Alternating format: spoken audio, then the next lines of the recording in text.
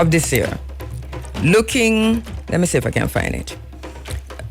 Looking at the World Liberty Forum. As a matter of fact, when I was speaking to Roger Hasfall a few weeks ago, when the World Cup was going on, we were talking to him about like racism and stuff like that. Peter, you remember, it was just a few weeks ago.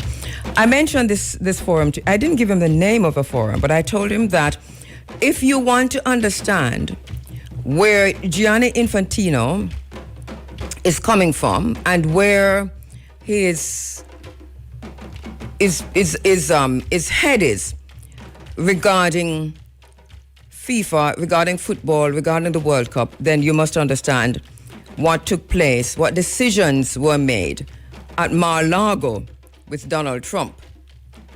I asked Roger at the time, and I've been saying in this space, that Infantino was one of the persons who met at that Mar-a-Lago summit, which was the World Liberty Forum summit, in February, around about February 18.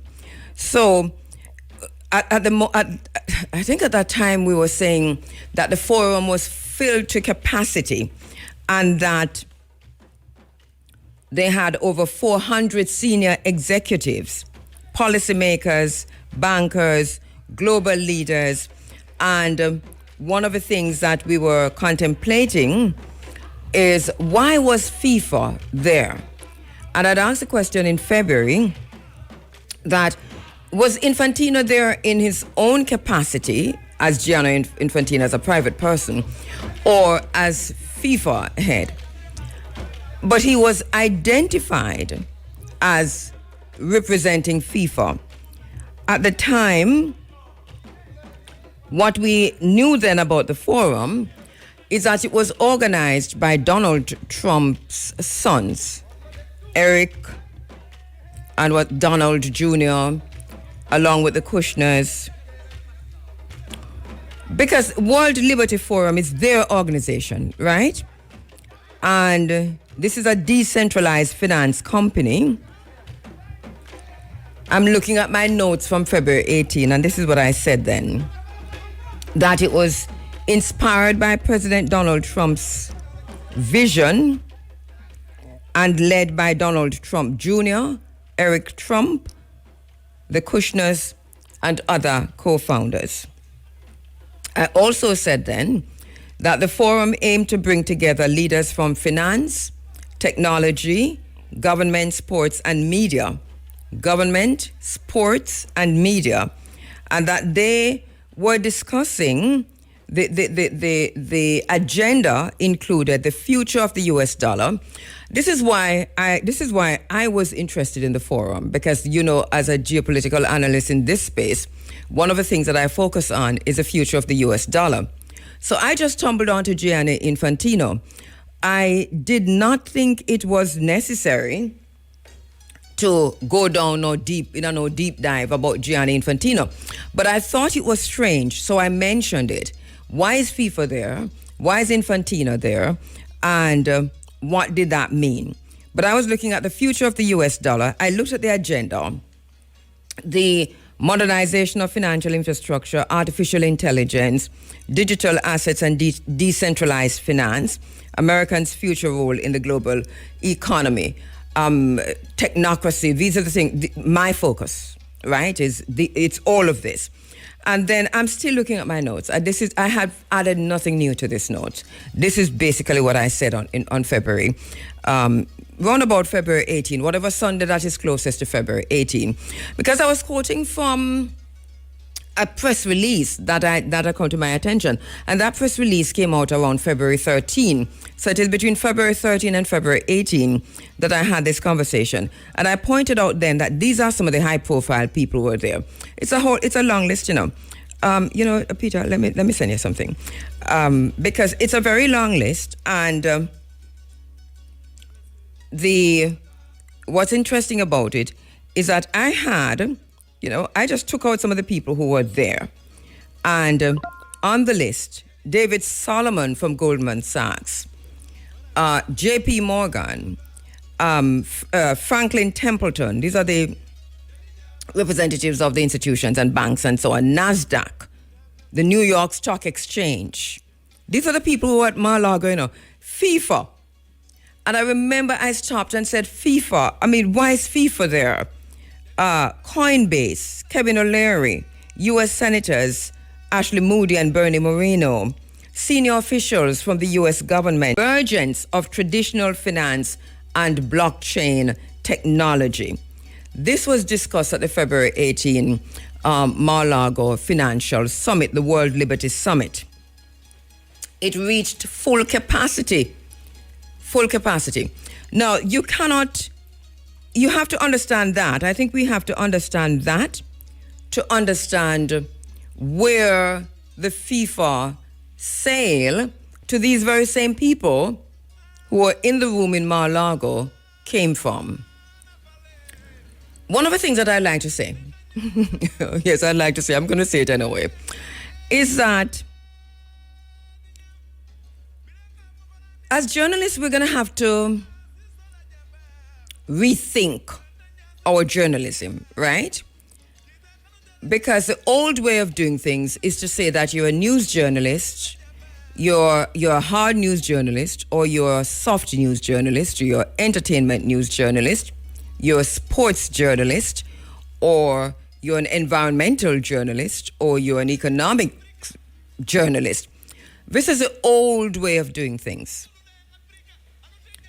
We're talking about one of the discussions now is the future of radio and how radio will or will not survive as the convergence of the digital technologies has led to a whole other kind of journalism. And now artificial intelligence or anti-intelligence is even making this a whole different space. So we cannot, if radio is going to survive, apart from the fact that we're going to have to rethink and reimagine what that would look like, and we should have been doing that already. I'm talking radio generally. But we also, journalists, actors within the media industry are going to have to rethink the way we journalists, right? Which is to say that we have to be multifaceted. Within the one person is the Peter, right? Which is to say, understanding all of the digital technologies, doing what Peter is doing here, and then some. So it is a Peter, it is a me, it is the hard news, soft news, entertainment. This must be embodied in the one person. It sounds away, but we've been there a long time ago, because we've been there since, say, at least 2003, because the convergence of the digital technologies dictated that journalism had to be more than we ever were, which is to say the journalists had to be able to do everything. And one of the things I know, for example, on the international, in the international media industry, the global media industry, journalism school no longer, divides itself into television journalism, radio journalism, press journalism. That they've been internationally in the developed countries. They did away with that a long, long time ago. So that when you go in as a student, you are a journalist who knows everything. Television broadcast journalism, online journalism, social media, press, what is called press, which is newspaper, you don't even do press journalism anymore. We just use the word now meaning anything. So that the one journalist is trained in everything. And if you're not trained in that way as you go into university, then you must, once you go into the media industry to work, train or not trained, because you really don't have to be trained in a university to be a good journalist. As a matter of fact, if somebody tells me they're going to university to study journalism, as somebody who's gone down that road, I'll tell you, do not do that. Try and find a media house or create your own and do your own journalism. I know a lot of people don't agree with me, but it is what it is. I have to take a break. But the point I'm making about that, you see, is to say, the minute Gianni Infantino walked into Mar-a-Lago, it became the purview of a sports journalist. But although that was out there, and although that was widely covered, because geopolitical analysts were covering this, and they were just mentioning, by the way, what is Infantino doing there? I did it. As a matter of fact, I think I'm the only person in the entire island of Jamaica to carry this story. That at Mar-a-Lago, they had a conference, and it was a financial conference, and decisions were made at that conference, and Gianni Infantino was there. The thing that bothered me is that Infantino was there. There are other people who bothered me, but he's the one that seemed to be the odd man out. And I continue to say this because that decision that he came out with, and the people who are involved, all of them were in that room. Every single one of them were at the Liberty Forum. Every one of them. And this happened in February. So this decision, remember, Infantino did not make this announcement, you know. Infantino did not announce this. What happened is that a journalist broke the story.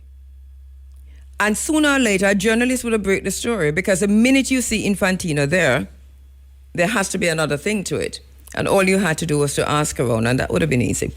So I'm just going to reiterate to say that even for parents who are listening and for students who are listening or thinking of entering journalism, no matter what they tell you at any university, whether it's here on the island or in or globally, if you're going to study journalism and they begin to split it, if they say radio, TV, online, social media, press, PR, marketing, no, you need to do all of it. Do not split it. You need to do all of it. Hard news, soft news, the whole thing. It is one. All of it is just one person now. And the one person is also operating the camera. And that is why so many of our Jamaicans, because my journalism is now, let me take a break. My journalism is now the brethren them, the youth them, who on TikTok, who they're everywhere with them camera, live. And if it happens, they're there live and then broadcast hours until if it top up the screen. But they're carrying the news. And they're not doing it in English. They're doing it in Jamaican language. But they are breaking more news stories than the legacy media. I'll take a break. In this kind of comfortable confinement that we've put ourselves in the constitutional monarchy kind of, or monarchical system of our enslavers. Right now there is, as we celebrate 188 years since emancipation and 64 years since independence, nominal independence, so-called independence. We have no independence, by the way. There's a little independence, but independence in terms of how we're looking at it, no. The celebration of independence, no. So that we find ourselves on the eve of independence discussing or making an announcement that the Jamaican government, using taxpayers' money, is heading into England to Charles III, head of the monarchy, descendant of the enslavers. Very near descendant to, not far. Because all you have to do is to go back to two monarchs, two of Charles' people, to find the extent of how Britain was involved in slavery and how the monarchy itself, we had that discussion a few weeks ago, involved in slavery. So Jamaica finds itself now making this decision to go to England to petition Charles. This is a plan. It's a plot. They're about to do this because not enough of us are concerned about it. I have been disinvited from everything that they invited me to. Listen, I've been doing, every time it comes to this time of the year, for the last 36 years. Ira Firm is 36 years old. Yesterday, 36 years old. We started broadcasting in July, but formally entered the media industry in August, on August 1.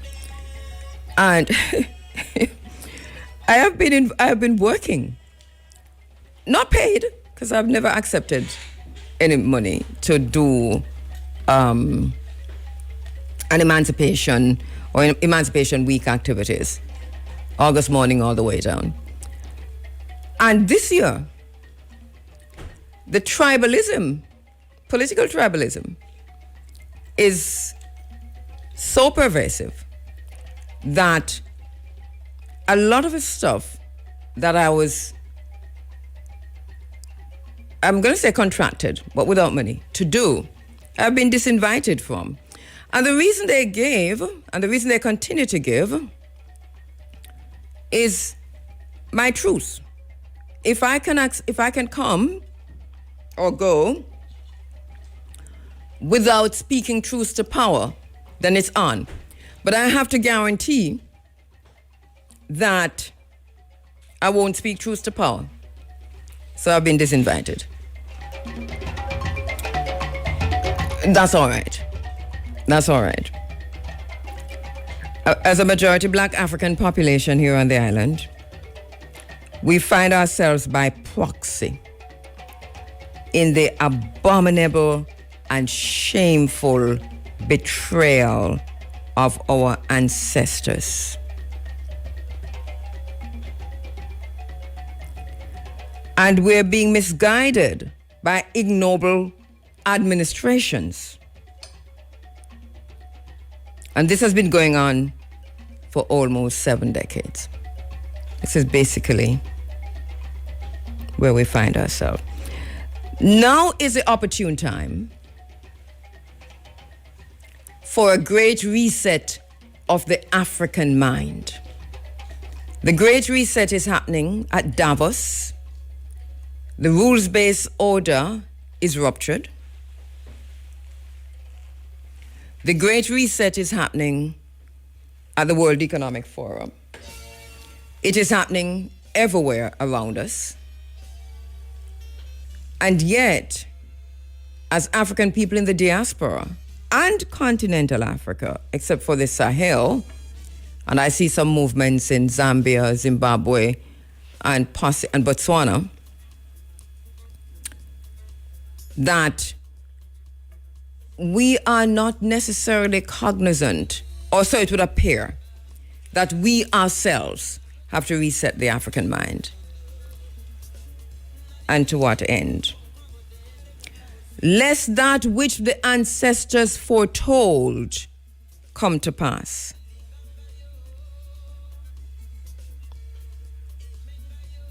Irrecusable re-enslavement of our African selves. It is possible. And extinction.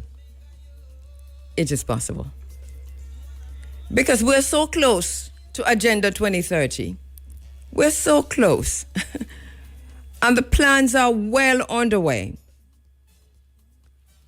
That we must be awakened. We cannot sleep anymore. We have to free our African minds today, from now on.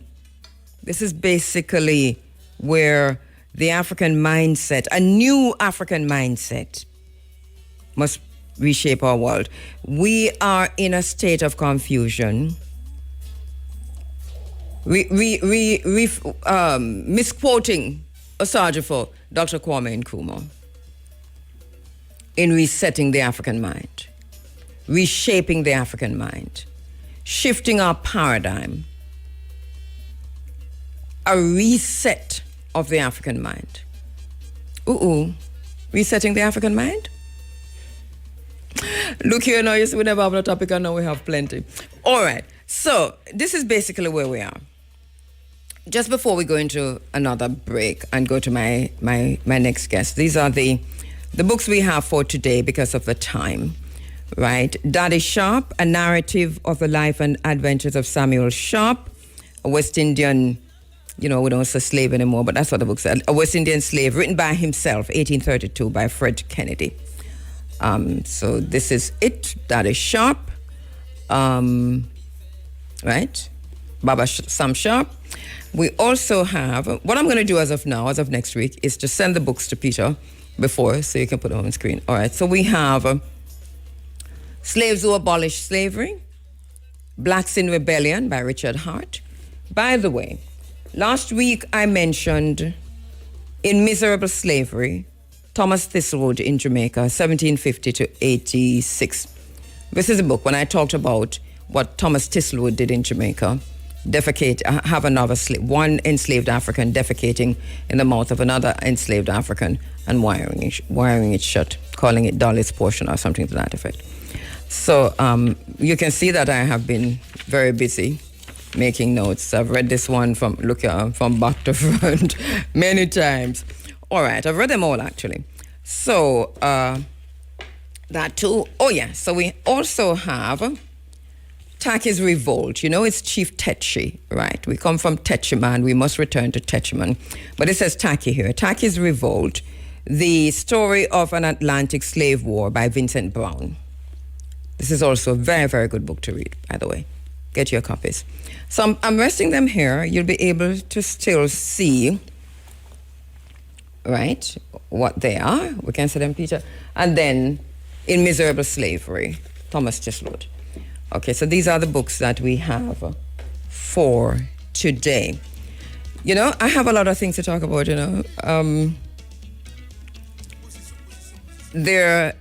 Yesterday all day, and Peter, I sent you a barrage of things last night because it seems as if there was going to be a war. It seems as if we would be waking up this morning to heavy bombing in Iran, and there were announcements. I think those announcements are still in place, though. The warnings for U.S. citizens to get out of Egypt, U.S. citizens to get out, to caution to U.S. citizens in Egypt, in the so-called Middle East, in Bahrain, in Kuwait, in Dubai. So those warnings came out as a flurry just yesterday evening, round about just 6, 7. And then by the time, I think it was about 11 o'clock, I checked again to see what was happening, or 12. And before morning, though, we saw where Donald Trump was saying that there was some agreement with Iran, and they're going to open the Strait of Hormuz. We're not seeing anything from Iran up to this point. So I'm going to keep an eye on that. But those warnings came out yesterday, and they came out in a flurry. Okay, so there's my keyboard all over there. So let me take a break. But okay, yeah, keep that on the screen, Peter. I can step away and get the keyboard. All right. So let me just see what is the latest on this. Let me just go Al Jazeera. So there was that flurry of announcements coming out, and all the analysts, all the geopolitical analysts were saying this looks serious. This was going to happen. So anyway, so breaking now: Trump cancels planned attack on Iran. Israel kills 11 in Ghana. I don't know, what's really happening here.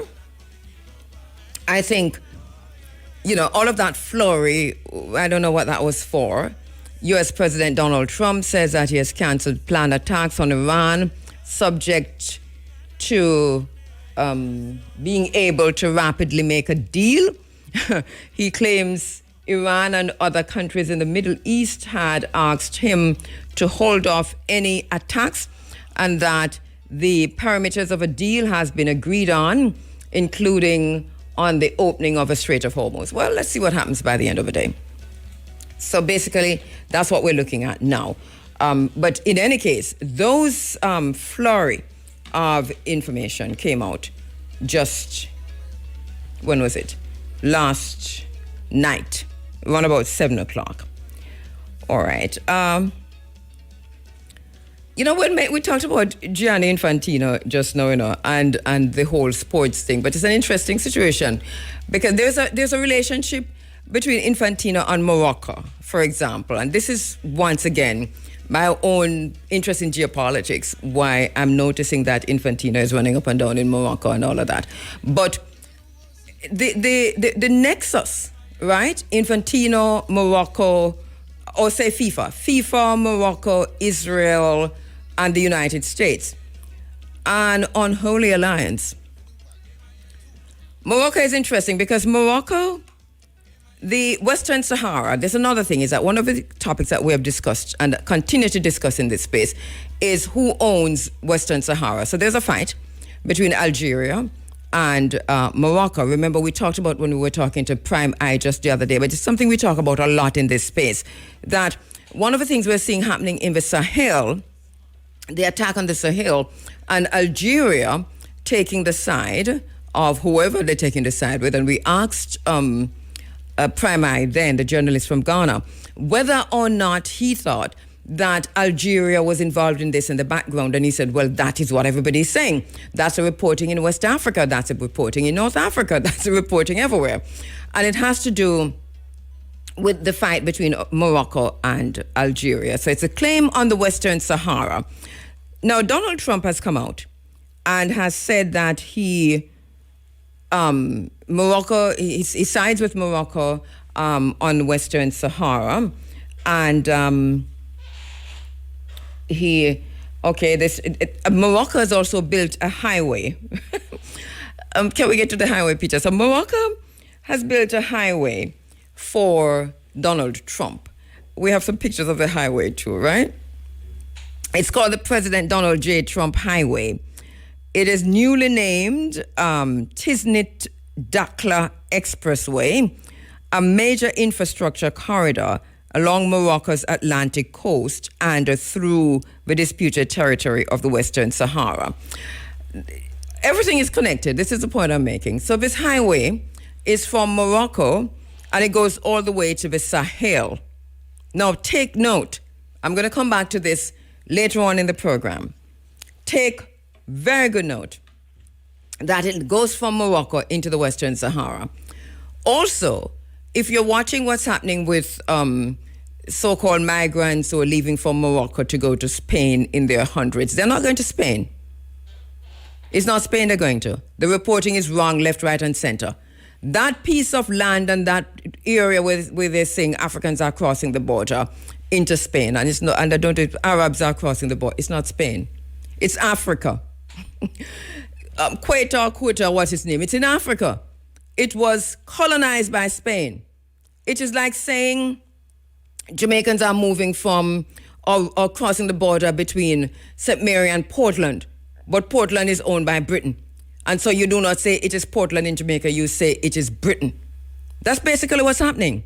So that the barrage, the many people that you see on screen where they're saying they're heading to Spain, they're heading to no Spain. These people are still in Africa. Okay. I want to go to my next guest. Before I do that, let me take a break. You're inside of the Africa Forum. The microphone is so far away. All right. You're inside of the Africa Forum. This is Running African. 1992 to 2019 and beyond. A quick break. Let me take a quick break. You're inside of the Africa Forum. It is Running African. Thank you so much, Peter.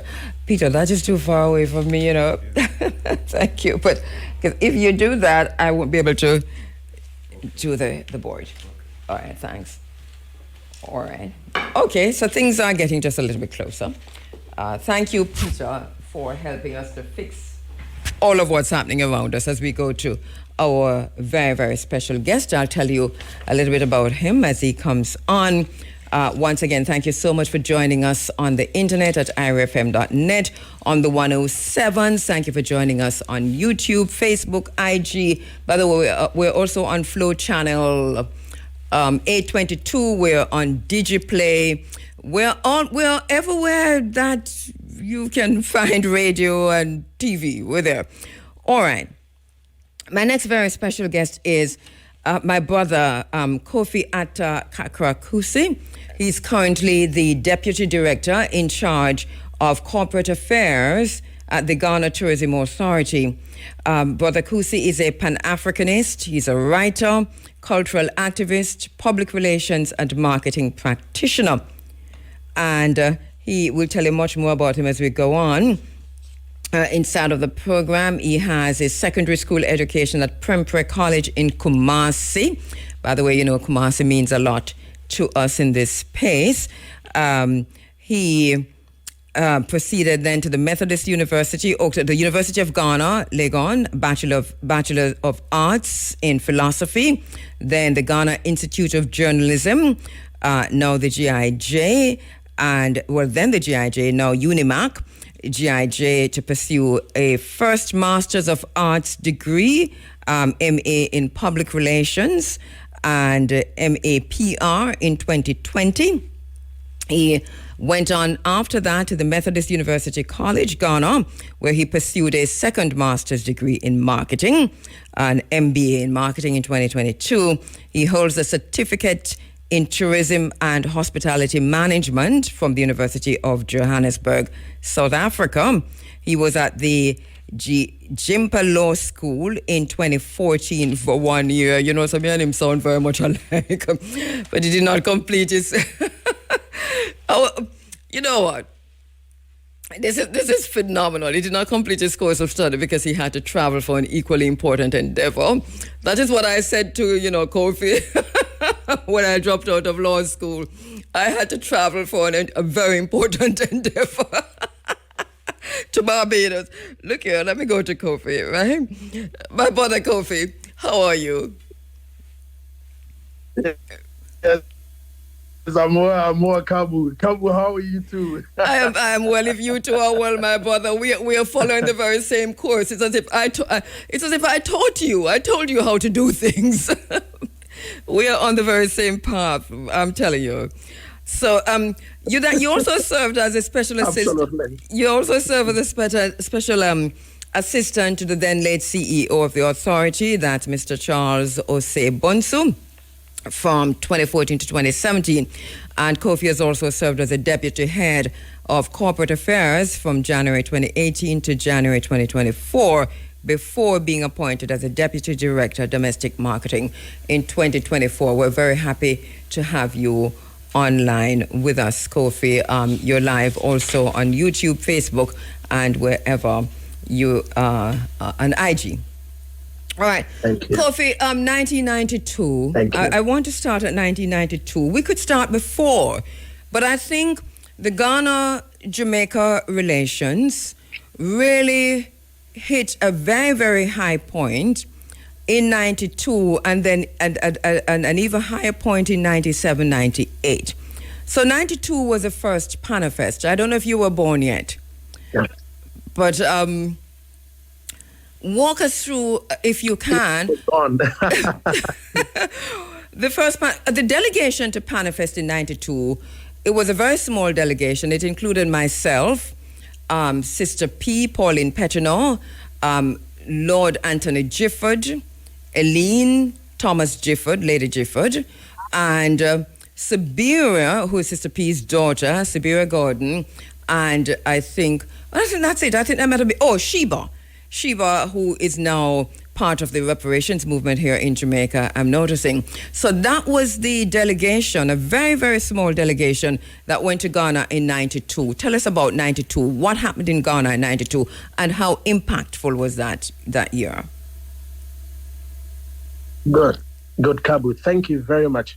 I really do appreciate the introduction.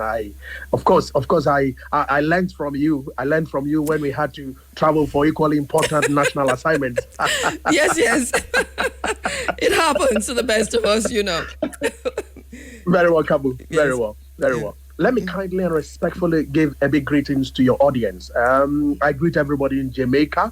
And Ghana and Jamaica, we share a very wonderful experience. We have we have a good relationship running. And let me put this across that our president is expected to be in Jamaica, and then he'll be with the University of the West Indies, and the leadership of your Prime Minister, because he will be hosted by your Prime Minister on Monday, August 3rd. So he will be there for a special high-level reparative dialogue. Yes. On reparations. Yeah. So when is he coming? Is he coming in? Is he coming in today? I think he's coming in this evening. Yes. Yes. He's coming in. So the whole issue of reparations, of course, ties into Panafest and emancipation. So it is a good timing that we are having these conversations. Thank you very much, KABU. As a matter of fact, I think right after we speak with you, we're going to be speaking with H.E. Kofi Ator, who is the Ghanaian lawyer, former parliamentarian, and Ghana's ambassador to Cuba. So he's on this morning. He's on this morning also because he's already on the island. We're looking forward to talking to him at 8 o'clock. Thank you, KABU. Yes. Thank you, KABU. Yes. KABU, just like you asked, I bring you greetings also from the government of Ghana. My godfather, Professor Kujoyanka, Honorable Kujoyanka, and then also our Minister for Tourism, Culture and Creative Arts, and also our Chief Executive, of course, from the stakeholders in Ghana. KABU, there is 1992 was very interesting. Let me say that was the first Pan-African Historical Theatre Festival, Panafest 92. It was held in Cape Coast and in Accra, right?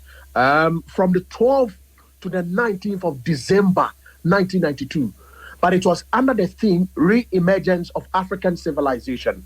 Personally, I was very happy that people like yourself were here with us. Of course, the main organizers and supporters were the National Commission on Culture, the Tourism Development Board, the International Theatre Institute Ghana Center, the University of Cape Coast, the Organization of African Unity, that is the OAU. I think we've lost. It's the pictures, not the video. Sorry, because this is 98. You're showing services. So on the screen, I'm interrupting. Sorry, we're looking at 98 when we brought back our ancestors. The pictures by email, those are the ones I'm talking to or my colleague in studio, because we do have pictures from 1992. Of the Jamaican delegation there. We lost you for a minute. Wow. So and that's why I started talking, because you kind of chipped out for a minute. So continue, my brother. Yes, please. Thank you. So Panafest 92 saw the participation of different national groups. There were different national groups, independent theater companies, musical groups, artists, intellectuals, and also a host of cultural activists and tourists from different parts of the Pan-African world and beyond. Like it is, let me say that the performing groups and individuals included, of course, the Batirana Theatre Company of Zimbabwe. You do remember? I do remember that day. I do remember, yes. Then we also had the Jaliba Kuyate and the Artistic Ensemble of the Gambia. You remember them very well? I do remember. I was there as a young journalist covering the entire thing. Wow. Yes. Yes. Wow. And then Ajido Pan-African Dance Ensemble from the United Kingdom. Others also included Public Enemy, Steve Wonder, Isaac Hayes, all from the United States of America. That's the point. Yes. One of the biggest was Rita Marley. Rita Marley and Gregor Isaac and Reggae Band from Jamaica. That was one of the mind-blowing time that we had them for the festival in Ghana. Massive festival in the stadium. It was in the stadium. Massive festival. Very massive. Yes. Very massive. Yeah. And that was when Ghana and then also Jamaica had that wonderful relationship. But of course, we had some Ghanaian participants, including Rascalib Apia Levite. You remember him? Of course, yes. And also his Ethiopian Idris Band. They opened the live concert at the Independence Square on the 18th of December, performing for 35 minutes. Of course, we had also Kente. You remember Kente, the reggae band? I'm not remembering the reggae band. Interestingly enough. Goodness. Why am I not remembering the reggae band? Yes, then also we had the Ghana Dance Ensemble, Bibi Groma. We have the Pan-African Orchestra, led by Nana Danso Abiam, Nana Kwame Ampedu, Marriott International Band, Ben Bracco. We had Kojo Entry, we had Wulome, we had Joe Mensah, we had KK Kabobo, we had Grace Omabo, Pozo Hayes, G-Man, Amati Dede, we had David Kwamina Bolton, we had Joel Aqua, we had Asabia Cropper, and then also we had even Kente Man. So it was a very wonderful time at the time. But of course, events were held simultaneously in these two cities, that is Cape Coast Castle, the University of Cape Coast, the Accra International Conference Center, and the Independence Square in Accra. Yes. Of course, there were a lot of tour programs that were put together, and these tour programs had a lot to offer because they visited a lot of the tourist sites and attractions across the country. Yes. In doing that, let me give you a little overview of Panafest. You see, KABU, the Panafest Festival was inspired by, and it takes its source from a paper written in 1980 entitled Proposal for a Historical Drama Festival in Cape Coast by Dr. Mrs. Eva Sutherland. Yes. Right? Now, what happened was that Dr. Mrs. Eva Sutherland was a distinguished Ghanaian dramatist and Pan-Africanist. In 1991, the idea gained root and took shape in an expanded form as the Pan-African Historical Theatre Festival. Then we went into 1992. So since its inception in 1992, Panafest has become a movement after 14 editions over the past 30 years, that is 1992 to 2022, to not just Ghana's cultural heritage tourism industry, and also to people of African descent throughout Africa and the African diaspora, especially the Americas. But of course, with the shared historical past and reconciling the future through arts and culture, as well as workshops. There were a lot of workshops, seminars, and specialized programming that took place. Yes. Let me also throw the light that in October of 1992, Panafest was officially launched, and in December of the same year, the national phase of the festival was held in Cape Coast. After a series of activities which included a national playwriting competition. But of course, it was organized also concurrently with seminars and workshops on Pan-Africanism across the country, that is in Ghana. Yeah, and this is where a seed was planted for us, because in 92, this radio station, National Global Radio Station, took the decision on the request of Lady Eileen Thomas Gifford at the time, and if you're looking on the screen just now, just before they speak, you would see her leading the Jamaican delegation, along with her then husband, Lord Anthony Gifford. They're holding the banner aloft. We were right there, Sister P, Sabira, myself, right there. And Sheba. And Sheba was a baby. Sabira was a baby. But we were there for that, and it is that seed that was planted. So this station, IRFM, took the decision at that very Panafest to support all Panafest, and IRFM has been that vehicle since that to cover every single Panafest to this day. We're there every year. I'm there most of the year. I think Pat Clark went 1 year. Sonia Sims went 1 year because we were traveling for other business. Absolutely. but this is to say that the heightened relationship between Ghana and Jamaica took root at that point because we had a leading radio station in Jamaica broadcasting back from Ghana by analog phone. We were using analog phone, the one you put your finger in and you take it around. We were broadcasting live. We called into the studio, and every person who sat with us spoke into that phone.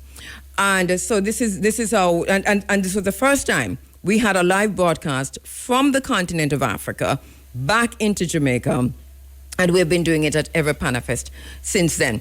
How important was 92 to the relationship that we see, because the call made at the colloquium that year by Lady Eileen Thomas Gifford and Pauline Pettinard, Sister P, the call made was for the right to return. That call was made from the stage. How important was 92 to where we are today? And you would take us through the years, because every 2 years, I think, there's a Panafest, because 92, then it was 94, and then I know 97 was a big year. We're going to talk about 97 and 98.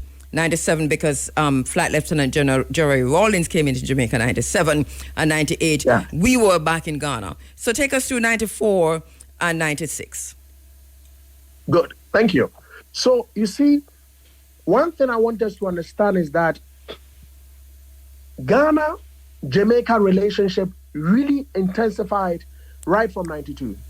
In 94, you would realize that we had a lot of diasporans coming from the Caribbean, especially Jamaica, into Ghana.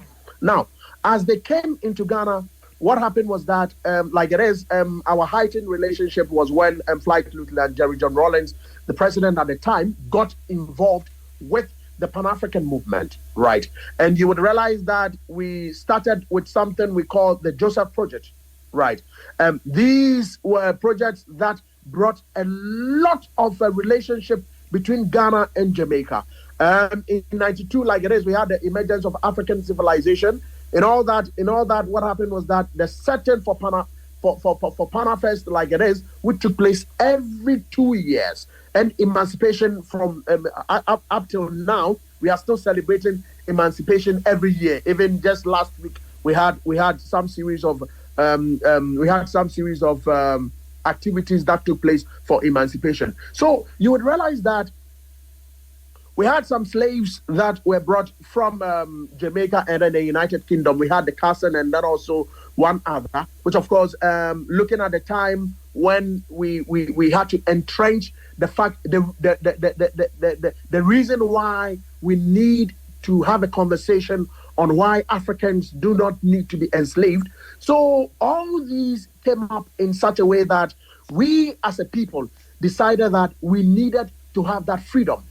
And in having that freedom, we needed to also put in place the needed mechanisms, and also to be able to bring in more of our people of African descent, foreigners, and also tourists to bring in, so that they can also contribute to the various economies. So can you hold the line for me? I do have to take a quick break, and we'll be right back with much more. We're talking about the Ghana-Jamaica relations, and talking about how grassroots people, starting with what was a Black Star liner, the first trip to go there in 2019, massive trip because it was 5 of us, to go into Ghana. This was new, this was novel. It was in 1992 when Eileen Thomas Gifford, Lord Anthony Gifford, Sister P, myself, Sabira, and Sheba made it to Ghana as a first delegate uniting the African family for development. Now, this program, the Africa Forum, we have a tagline, and we do have our vision statement, and we have our mission. And our vision statement since 1992 has been running African, first of all, reuniting the African family for development. We took that from Panafest, 1992. And the minute we came back into this space, we understood what our mission was in this process. On the phone lines, the Deputy Director in charge of Corporate Affairs at Ghana Tourism Authority, my brother Kofi Atta Kakra Kusi. Kofi, there is embedded in Panafest, embedded in the Ghana-Africa relations, in the Ghana-African diaspora relations, driven by those of us who went to Ghana in 1992. As we entered Ghana, the flight I took, Ghana Airways, on the flight, that flight was massive, right? Hundreds. Right. And on that flight, almost everybody was going to Panafest 1992. The British Council, British government representative, British Pan-African representatives, and just all of us who came from different parts of the Caribbean who boarded that flight in London were heading to Britain. I didn't travel with the delegation from Jamaica. I think the delegation from Jamaica, Sister P, Lady Eileen Thomas Gifford, Lord Gifford, Siberia, and Sheba, they might have gone through the U.S. That's my recollection. Sister P can tell me otherwise. But we called, Lady Gifford at the time named our delegation the Black Star Liner. The Black Star Liner, in the same way that Asante for Dr. Kwame Nkrumah, who was motivated, encouraged, and impacted by Molimu Marcus Messiah Garvey, hence the Black Star in the Ghana flag. We understood that at that level, and those of us who were traveling to Ghana at the time understood our mission. When we came back, we understood further what we had to do, which was to reunite the African family for development. To what extent are we achieving the ideals and the mandate of Panifest 92, 94, 97, 98, which was and which still remains to reunite the African family, not just for social things, but for development?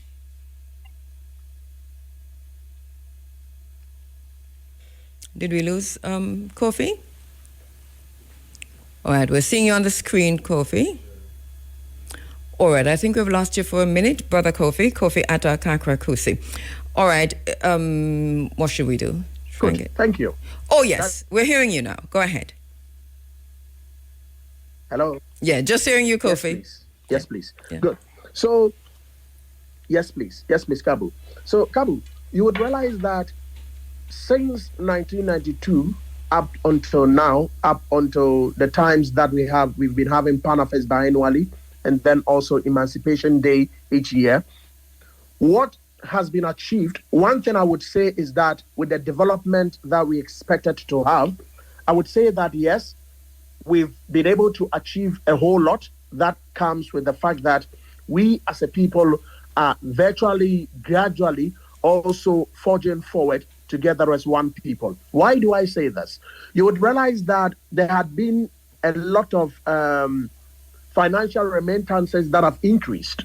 Now, if you look at previous times, 2025, for example, $7.8 billion in remittances, of course, has been sent home by Ghanaians abroad. And I'm sure that it would also be the same for people in the Caribbean, for example, in Jamaica, right? So you would realize that remittances abroad, of course, have also increased, and it is also going to impact on the local economy. These are some of the developments that obviously, I would say that obviously, and then also this, if you realize, you would realize also that the remittances are even bigger than FDIs. Like the remittances in 2025 were nearly $7.8 billion, significantly exceeding foreign direct investment. So with that, we could confidently say that, of course, we have been able to get somewhere with with making sure that at least our remittances increase. And then also when it comes to development within our various economies, you would, in Ghana, for example, we have a lot of diasporans, people of African descent, doing a lot. They have built a lot of schools. They have built a lot of health facilities. They have built a lot of educational facilities, libraries, boreholes, and then also having influence in government, right? So with us, there is a lot that have accrued to the country, and also obviously, like it is to both economies. I would also say that looking at the fact that there have been goodwill on our part, and our presidents, our governments dealing with each other. Of course, there've been support in several ways. For example, in recent times when you had the issue of, was it typhoon or something of that sort? You see, Ghana came in immediately to be able to salvage the situation. We came in to be able to help with the development of the tobacco. Yes. I'm losing you. About Africa, it is about us as one people. Right, no, you're here. You're back with us. You're back with us. It's when you lean back Hello? up. Yes, we're Can hearing you you. hear me? Yes, we're hearing you loud and clear. It's when you lean back. And we hear the point you're making to my brother, which is really brilliant. Which is to say that that relationship that we forged and Ghana, Jamaica. And let me just underscore this, that as you have said, the relationship started before, but the relationship took a whole new level when the first delegation went there to Panafest. It was out of those ongoing interactions between Ghana and Jamaica and the Black Star Line. Lady Eileen Thomas Gifford, let me just say, for us in Jamaica, she handed the baton to Sister P, Pauline Pettinor, after 92, or was it 94? And Sister P has taken that baton and has led the delegation with great support from Sister Parchy, Doris Parchment, and we have been coming back and forth to Ghana over these many, many years. I want you to look at a picture on screen that I just sent to you, Peter. This is a picture that was taken in 1992 in Ghana, Panafest. Wow. And we've been showing all morning some of those pictures on screen. But before I go into the break, I want Peter to put this picture up, because I'm going to ask Kofi, my brother Kofi Atta Kakra-Kusi, if he's recognizing, not that one that's on now, because that's a much older picture, but I just sent it to you now. Yeah. All right. So 92 for us was where the idea of a seed was formed, and how we continue to go back and forth. After we come back from the break, and I'm waiting on the pic, I want to talk about 97. And how important 97 was, because 97 was the year that Flight Lieutenant Jerry Rawlings came to Jamaica. And then out of 97, that's true, what happened in 1998 and why that was so. That's who's that person, Kofi, Brother Kofi? Yeah, I'm trying to. The picture is blurred here. That's all. Kofi, stop it. Stop it, Kofi. It's not blurry. Who is it? Who is that person? You have no idea, do you? Do you need me to take off my glasses? It's me. That's me in 1992. So Kofi's sticking there now. All right, so that's. I'm trying to get the person. It's me, Kofi. That's me. That's me. Wow, great, wow. Yeah, that's me. Yeah, Asantua. Yeah, Asantua KABU. Yeah, Asantua. Yes. That is Yasantua the first. Yes. Yeah, that's me. That was taken in 1992 Panafest. And this, sitting on my Ashanti stool. And this tells you the mode and the mood that we were in 1992. Young journalists there. IRFM was just 2 years old. And the decision we took the minute before we landed in Ghana, and when we landed in Ghana, and what we came back to Jamaica with, and what we were able to achieve on this end in terms of the hundreds of people who, and Eileen Thomas was right, Lady Eileen Thomas Gifford, it really opened the way. It was like a gateway from Ghana to Africa. Absolutely. All right, when we come back, we want to look at 97 and 98. Jamaica relations, and looking from 1992 until the year of return 2019, and to now, my brother Kofi Atta Kakra-Kusi, who is the Deputy Director in charge of Corporate Affairs at the Ghana Tourism Industry, is on the line. He's a Pan-Africanist, writer, cultural activist, public relations and marketing practitioner. And Kofi, our brother Kwame Pianke, who's in the United States, who is listening in from the United States, has written to say that he too had to travel after 1 year of law school. Kofi, don't get it. Kofi. Yeah, well, he's back. All right, good to, Kofi, you froze for a minute there. So you see, a lot of us Pan-Africans had to travel after a year of law school. This is just basically how it is. As I say good morning to my sister Dawn Eaton, who is visiting in from the United Kingdom. Well, she finished. I think she finished all of law school and is now a practicing attorney. All right. Kofi, 1997, after going into Ghana every year, participating every 2 years, participating in the colloquium, participating in Panafest, and not just participating, but leading a lot of the activities in Panafest. The Jamaican delegation, led by Lady Eileen Thomas, I know that he's frozen again, led by Lady Eileen Thomas Gifford, and then all these years by Sister P, with the assistance of Sister Parchy, that we've taken in numbers, hundreds of people. And every year we go, every Panafest we go to, we leave 2 or 3 people in Ghana who repatriate. And we're really pleased to see what's happening in Ghana now with the Jamaica community, Africa-Jamaica community, on the continent of Africa, in Ghana. Tell us how that community is developing, because we have been traveling with our sisters and brothers from Jamaica every year since '92. I think we've lost him again. Totally. All right. Do we ask him to sign back in, or? All right. I hope that our brother can sign back in. Wow. So you see some pictures on the screen there. Let me just tell you that in '92, while we wait for our brother to come back in '92, when we went into Ghana, one of the things that it was very difficult to travel to Africa. It wasn't so easy. As a matter of fact, on my way back to Jamaica, I was stranded in Heathrow. I slept at the airport in Heathrow in '92, and that was on Christmas Day, by the way. So it wasn't as easy as it is now, and you needed a visa to get into Ghana.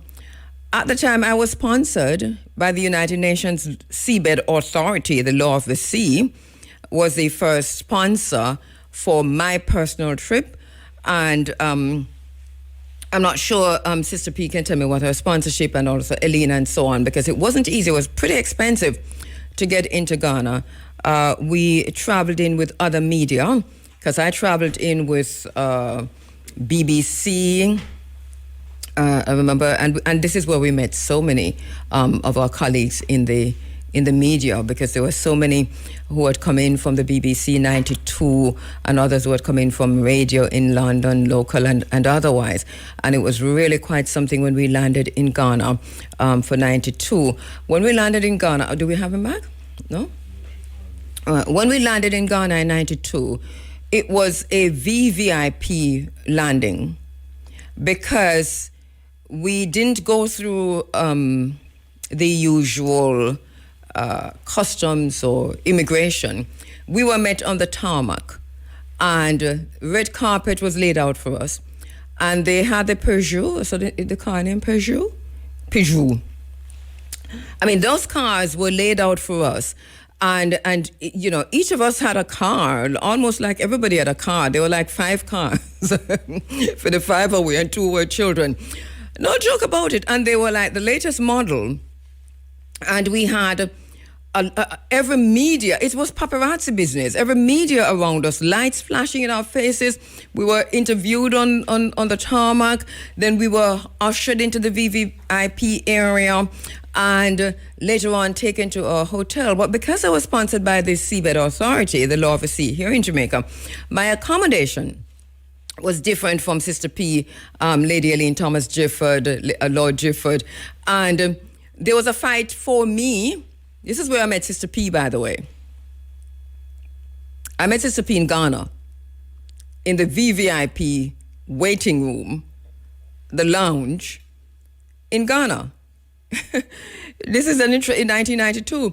So there was a fight, there was a struggle for me, because the government agents, the government workers were saying, you have to come with us. You cannot stay private. You have to come with us. And the people from the United Nations who were there to meet me were saying, no, she's staying with us. We have booked her accommodation. She's staying with us. We're expecting her.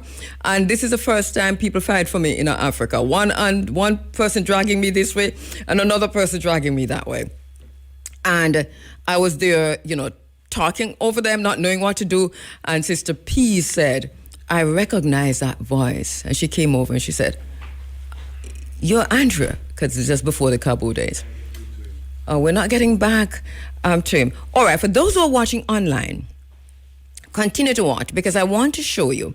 Anyway, so I ended up staying with Sister P, Lord and Lady Gifford, Stevie Wonder, who else? Nina Simone. I have to talk about these things. You know, you go down to breakfast and it's like, wow. This is where I met Mother Khadija too, who I paid tribute to the other morning when she passed, Minister Louis Farrakhan.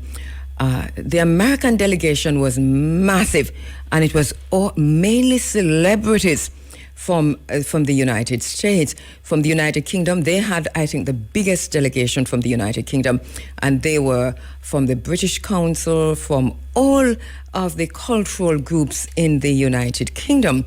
Then there were from Barbados and Trinidad. I think I remember Trinidad. If you're watching online, this is Lady Eileen Thomas Gifford, right? This is speaking at the Durbar of Chiefs. This is in 1992. The Flight Lieutenant Jerry Rawlings, of course, there. And this is, you see the for those who are watching online, the banner. What does the banner say? Panafest, Ghana, Africa. It's Lord Gifford is the other person holding that banner. And this, as I said before, who do we have there on screen? Is this a P? Okay, so I'm not seeing it too well. All right. But these are all 92. Okay, you're back with us. So Kofi, you're back with us. I want you to look at this video that we're about to show, Kofi. Let me take a quick break. We come back and show that video. Continue to be in Ghana-Africa relations. So in 1997, we excavated here in Jamaica the remains of some of our African ancestors at Seville. It was Dr. Ben Yuckonen from the United States and myself and Sister P and Sister Minnie. As a matter of fact, Sister Minnie and Phillips, who owned the restaurant at the time here in Ocho Rios and a sister to the program, taken Dr. Ben there for lunch. And Dr. Ben, while we were having lunch, Dr. Ben, Sister Minnie said to us, have you gone up to Seville? And I said, yes, we're going to Seville. She said, when you go to look at the back veranda where they're thrown down. There are caskets there, steel caskets, and they have the remains of our ancestors there. So we went there and we saw this, and Dr. Ben and myself, we came back and we started to make the call for the reinterment of the bones of our ancestors at Seville. What we did was, along with through IRFM across the program, we launched a campaign for the reinterment. And on every program, we had those discussions. The bones were reinterred in 97. But after 97, while that was happening, it was Panafest that was coming up again. And so we spoke to Akuna Dake, who at the time was, our brother Akuna Dake was leading Panafest at the time, and asked him, what can we do together? And he said, listen, the Carson family is coming from the U.S. and they're going to be reburying their ancestors here. And I think Jamaica could do the same thing. From there, and I'll walk you through that later on, but from there, we brought the bones back to Ghana. It was a delegation led by Nana Rita Marley and Sister Minnie, Sister P, Sister Parchi, and probably 50 of us who went to Ghana returning the bones of our ancestors. We called the ancestors from Ghana Crystal because when she was found with a crystal on her chest, in her chest area. And so she was called Crystal. Let me show you the video you're watching on screen. Can we do the video now? All right, let's do the video so you can hear the audio for both radio and those who are watching.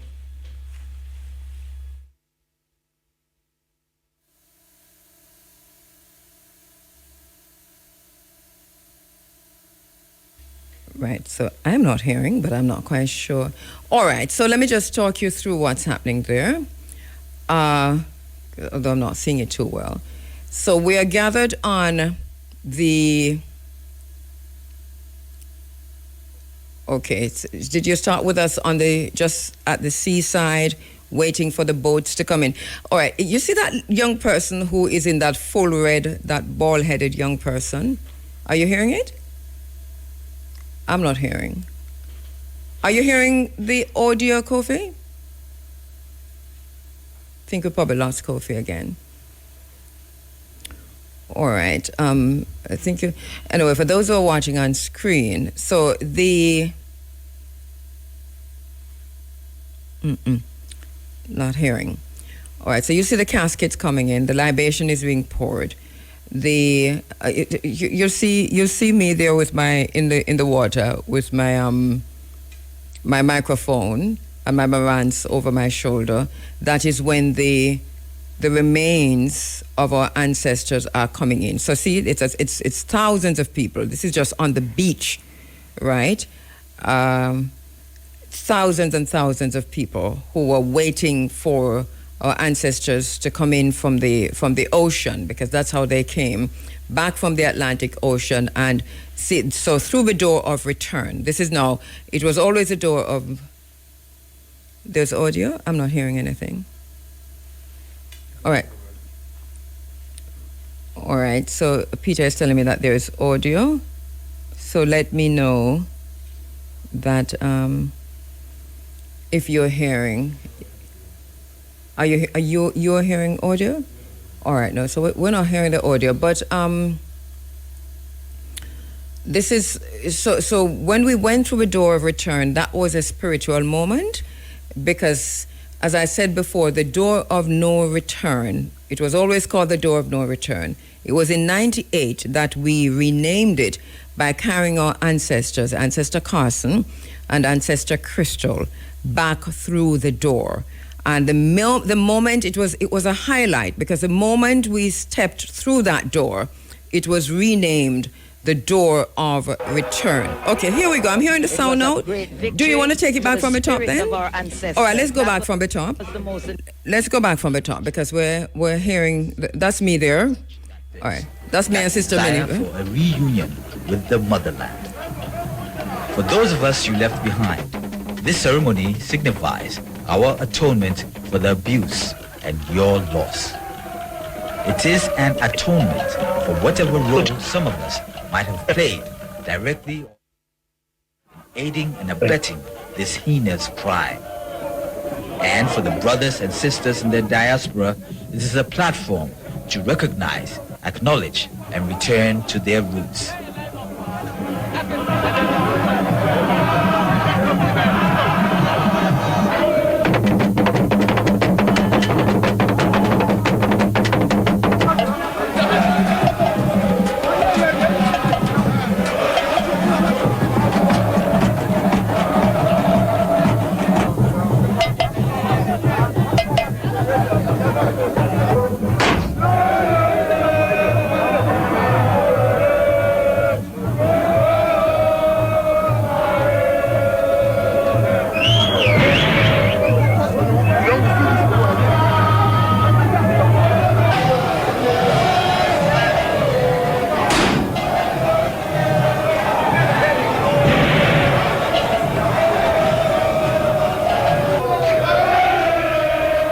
The myth of the door of no return has been broken. Now there is a door of return. Yeah.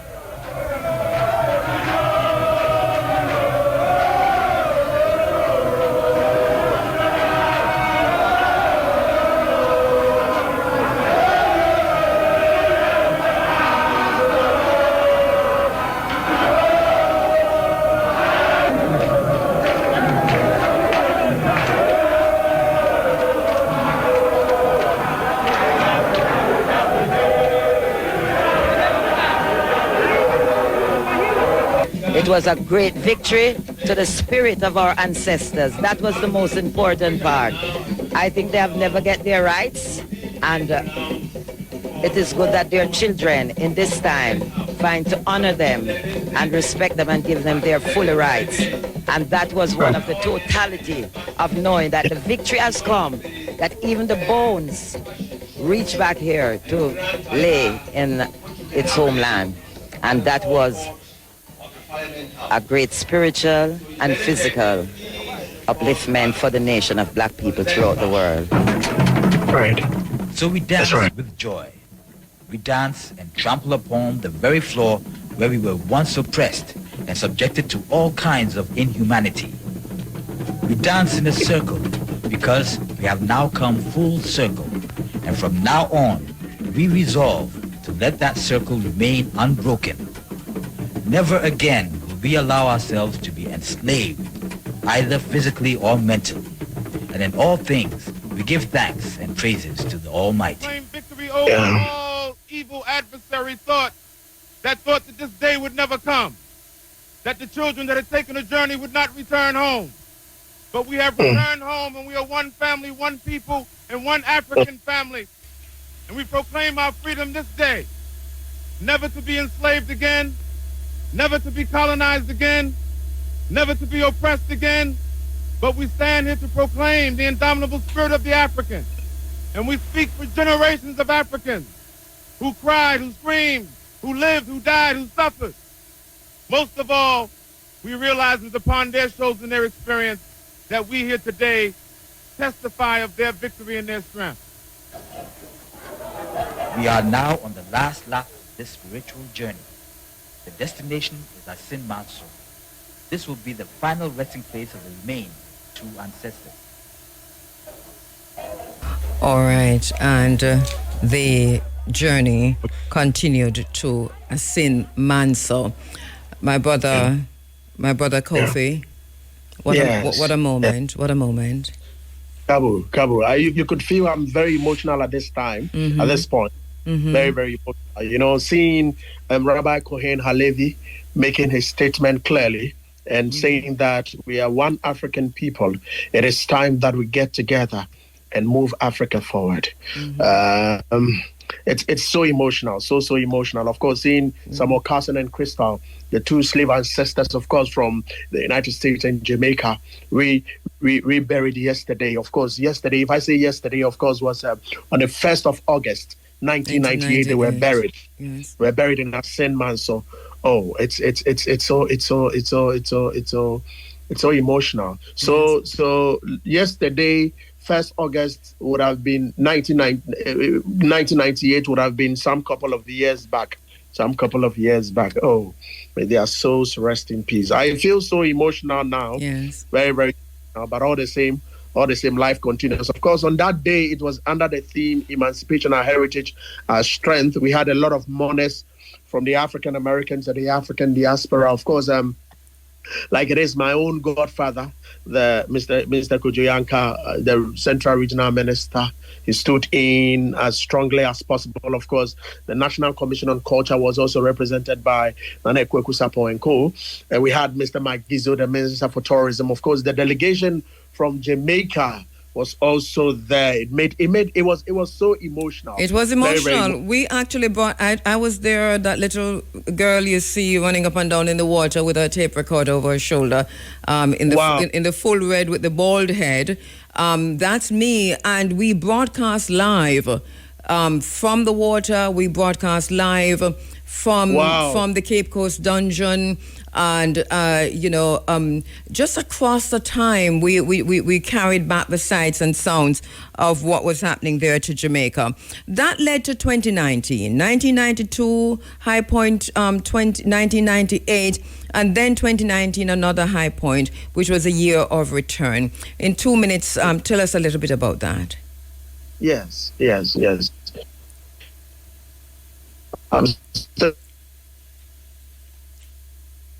Okay, we're losing you again, my brother Kofi. I'm not quite sure what's happening.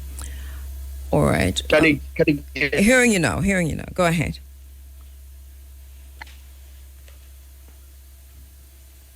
Can you get me?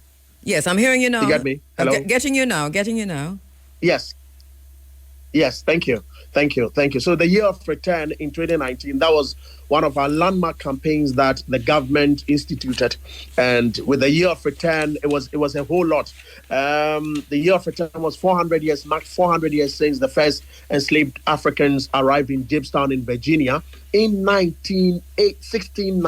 In 1619, the first enslaved Africans arrived in Jamestown.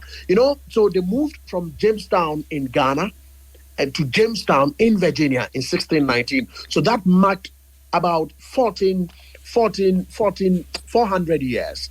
Right. Now, let me say that Ghana strategically positioned itself with the year of return. The reason being that it was a time for reconnection. We wanted to reconnect with our African brothers and sisters, right? Both spiritually and physically. And then also for them to come into the country and also help to also build the African continent, not only Ghana, but the African continent. So you realize that the reconnection also got in touch with tourism, and then there was investment, and then also commemoration. All these came into play at the same time. In doing this, what happened was that the year of return, bringing in our African Americans, people of African descent, tourists and foreigners, what we did was to connect them to our African roots. So we had that documentary, for example, the documentary that you placed, the documentary of the video. Lost you again, Brother Kofi. Yes, you were saying the last thing we heard, Brother Kofi, is that the documentary that you played. All right, it's breaking up. You're breaking up, Kofi.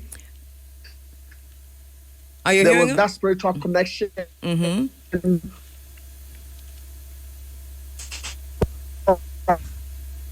I hope from Asim Manso yes. to Asim Praso, and then also to the Cape Coast Castle dungeon. So the documentary that you played on the castle, the video documentary that was shown.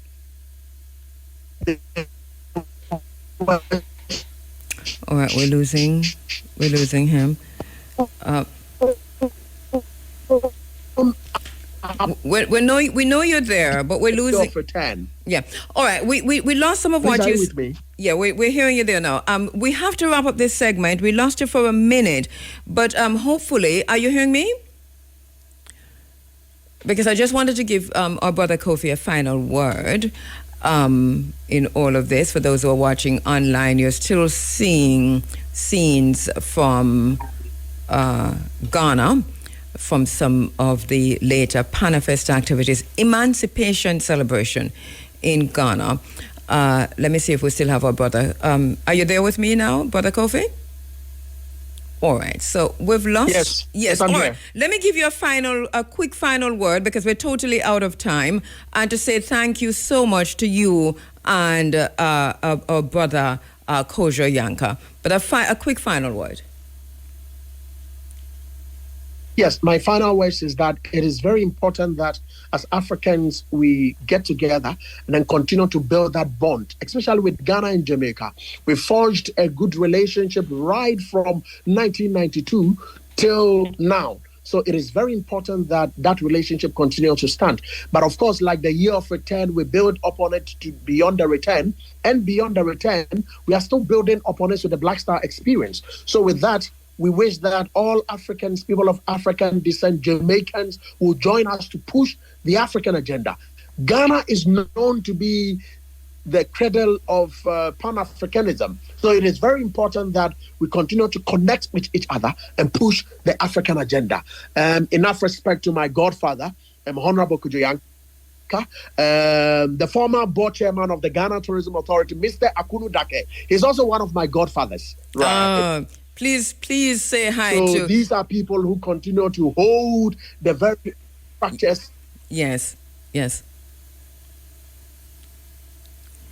Hello. All right, please greet our brother Akuna Dake. Tell him we've been trying to get him online because we want to walk down memory lane with him also to talk about the return. And next week we'll also have online Honorable Kojo Yanka. So it's a series we're doing. Thank you so much, my brother. I really appreciate you coming on and look forward to continuing our networking, our conversations, our discussions as the Ghana-Jamaica relationship remains as strong as ever, from the grassroots up. That's right.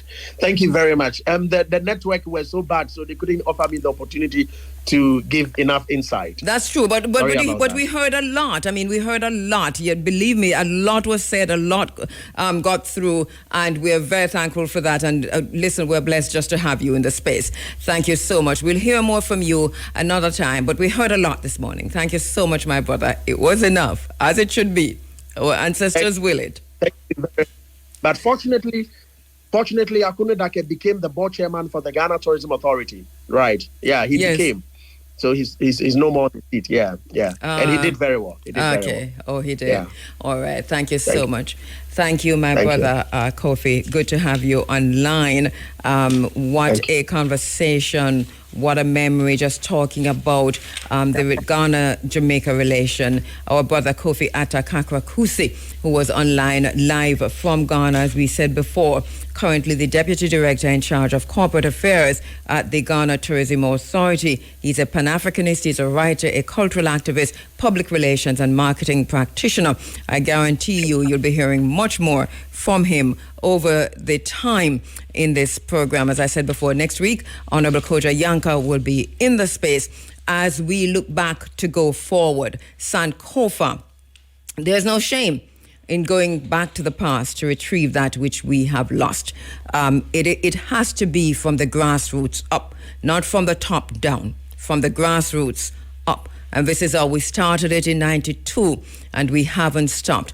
Thanks to Lady Eileen Thomas Gifford, thanks to Lord Gifford, thanks to Sister P, who took the baton of the Black Star liner from Lady Gifford and has been carrying it as strong as ever. When we come back from the break, so many people say that they didn't see that little bald-head girl, You're going to have to put it up and freeze it or something, some people say. But anyway, that person running up and down in the water was me. Or can you take it back? Let me go to the break first. You get chopped? Not take that. Make Mocha FIB and the police help you. Call 311 or 1-888-662-2847. The time by the FID, Mocha and the JCF is 7 minutes after 8 o'clock. And right. So if you can, quickly, let's just have another look at the video.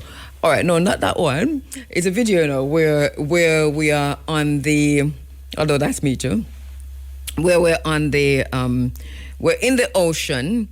You see, when the bones of our ancestors, what we did in Ghana was that we took the bones of our ancestors, Carson and Crystal, back into the Atlantic Ocean, and we entered that's me, right? That's me right there. Children, their descendants, right? quench that. Do you recognize me though?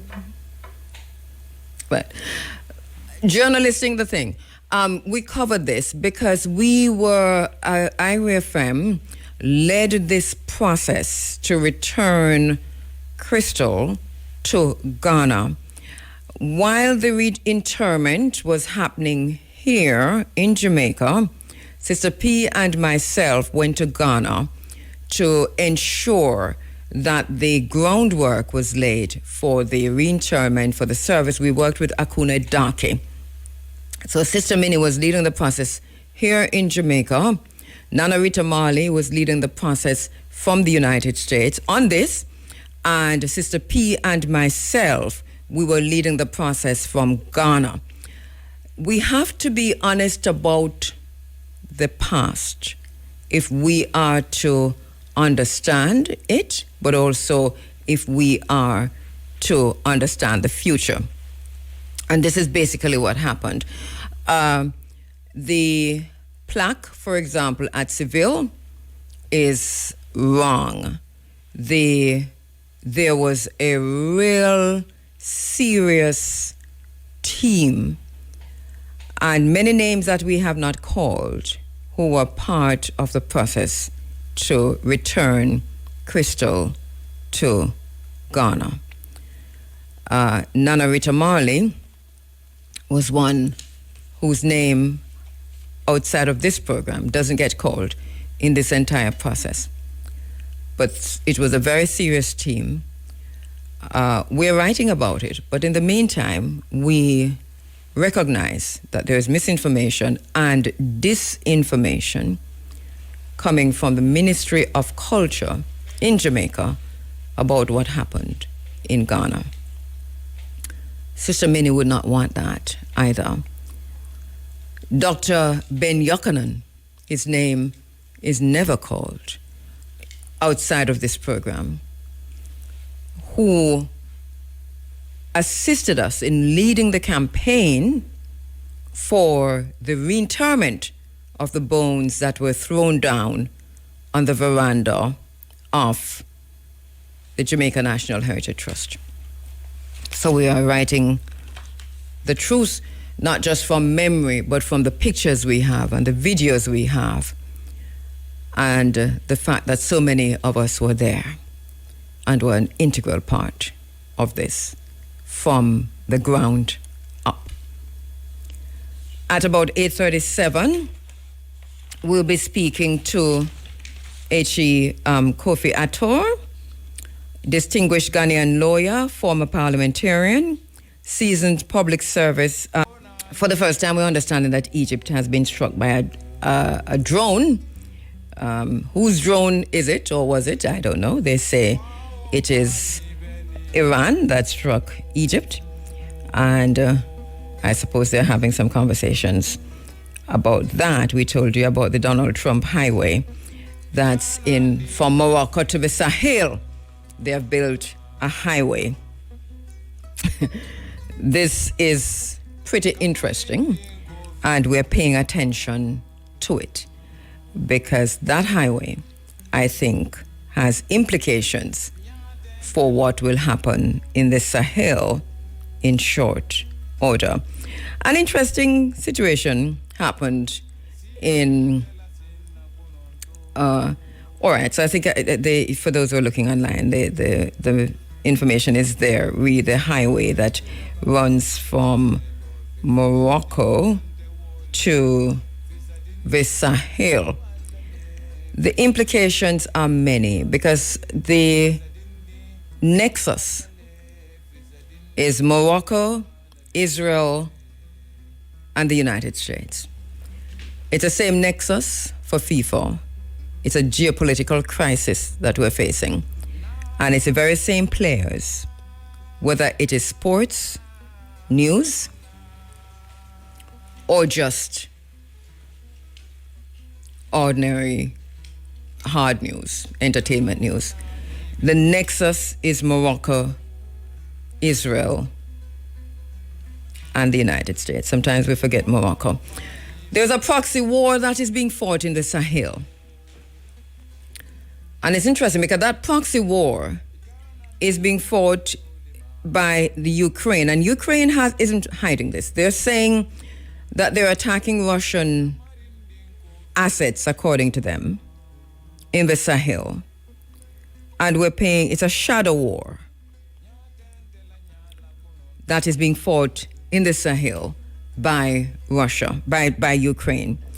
So in the wake of Russia's that war that is being ongoing for some time now, is it since 2022, although people tend to say 24, but even before 22, long before 22, the minute NATO started advancing on Russia, we have Africa in the crosshairs.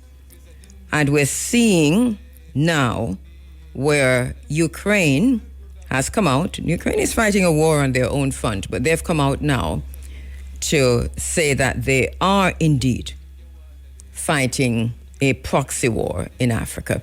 So Africa really cannot escape the geopolitical crisis, the upheaval, because we see on many fronts where shadow wars are being fought. In Somalia, in Somaliland, in Ethiopia, Tigray. If you check the news this morning, Tigray is in the news again. So shadow war is being fought all up and down the Horn of Africa, into North Africa, and then over into West Africa. And all of this part of the greater war that is being fought in this new world order.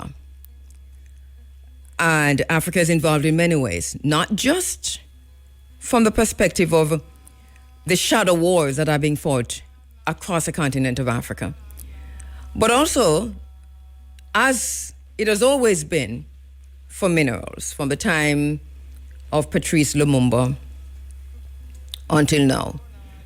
We have to be very careful in how we begin to understand what's happening on the continent of Africa and who we align with, because there are alignments that include our own people who are part of the problem, who have aligned themselves with the aggressors and the imperialists and against the liberation of African people. And to come closer to home, we're watching what's happening. We're watching what's happening in the security apparatus of Jamaica. As we say good morning to our brother who's writing to us from Kenya. Thank you so much, my brother. Kimathi and Kuma, I see you coming in from Kenya. Abari Yalio Kabu Ma'at Kiru, he says, good morning to you. Good day to you, Kabu. And to you too, my brother, and to the family in Kenya. There are a few things happening on the island that we have to pay attention to. You know, there are lots of distractions. Destruction too, but lots of distractions. For example, we're distracted with who is talking to who in the Ministry of Culture. That's a distraction. We're not really business, because it doesn't make no difference whether Carencia and Babsy talk. It should not be taking up so much of our time. We're distracted by that. We're also distracted by voice notes, leaked voice notes. That's a distraction. While we are distracted by them little things, and there are more too that I could point out. There are some things that's happening that are connected to the wider security, the new global order, the Monroe Doctrine, the Manifest Destiny, the 4 layers of hemispheric control that we talked to you about, the Plan Colombia, the CARC, the Shield of the Americas, Escudo de las Americas.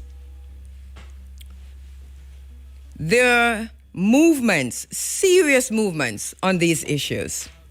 Jamaica's position in the new hemispheric security architecture. The Prime Minister of Trinidad, Kamala Prasad Besesa, has said that they've uncovered an assassination plot against her. And the assassination plot include people from within the region. The meeting that Marco Rubio had, attended by Jamaica's foreign minister. The announcement about leftist terrorism in the United States. The Executive Order 14404 that criminalizes and make anyone who assists Cuba terrorists. The embassy that is closing in the Dominican Republic. All these things are connected, you know. The meeting attended by, in Cusco, Peru, the different meeting of defense ministers, attended by the Minister of National Security here on the island, Mr. Harris Chang, Dr. Chang. Cold War III in the Caribbean waters, that is criminalizing anyone who assists Cuba. The sanctions that the U.S. has expanded on Cuba. The announcement from Andrew Holness about the July 23 meeting of the security. Let me see. Let me ensure that I've got it right. The Jamaica National Security Council meeting on July 23. The strategic priorities outlined by the Prime Minister. 1, countering transnational organized crime. You know, we were way ahead of them talking about transnational organized crime, right, in this space. Remember, along with our brother Figueroa, Darius Figueroa from Trinidad. So we understand that this was happening. But it's interesting the way they're going about it, because it's connected back into last week we carried a document that was published by the U.S. Secretary of State talking about Cuba and China's involvement in Cuba. They're saying China is a spy in Cuba and Russia is a spy in Cuba. And then the question arises, with Jamaica 45 miles away from Cuba, is China, because they say Florida is at risk because Florida is 90 miles away. That's what the document says. And I know it's because Peter is busy while we're not seeing all of these documents coming up on the screen. But that's what the document says. Right? That Cuba document that we carried last week, Peter. So they're saying that if Cuba is 90 miles away, and they say Cuba is Florida is 90 miles away from Cuba, and Florida is at risk from, what do you call it, terrorism or spying from China, then China is in Jamaica. And China is in Jamaica in a very, very serious way. So how does Jamaica escape? How does Jamaica escape? So the interconnectedness, the interconnected security, and the shared purpose, Jamaica has already taken a decision. The Jamaica National Security Council decisions of July 23, 2026 demonstrate a strong strategic alignment with the Shield of the Americas, the South America Defense Conference in Cusco, that's in Peru, the Washington, D.C. ministerial meetings led by the U.S. Secretary of State, Marco Rubio, and we hear the announcement coming from the Prime Minister. Countering transnational organized crime, synthetic drugs and narcotics, intelligence sharing, cybersecurity and digital crime. As a matter of fact, they've gone all out with the cybersecurity and digital crime, making it sound like it's something happened yesterday, and we've been telling you that for years, that young people are being lured through the internet into sex trafficking. Economic security, they're framing that, and whole of government national security. This is something that has been announced by the Prime Minister of Jamaica, reiterated by the Minister of Foreign Affairs, Camilla Johnson-Smith, at the post-cabinet press briefing on Wednesday, where Babsy Grange attended and announced that the Ghanaian President will be in Jamaica. There's a very important thing that we have to do, and that is to keep focus on this very thing. Everything else is a distraction. Because if you keep focus on this, you can't miss anything at all, because they will just come in.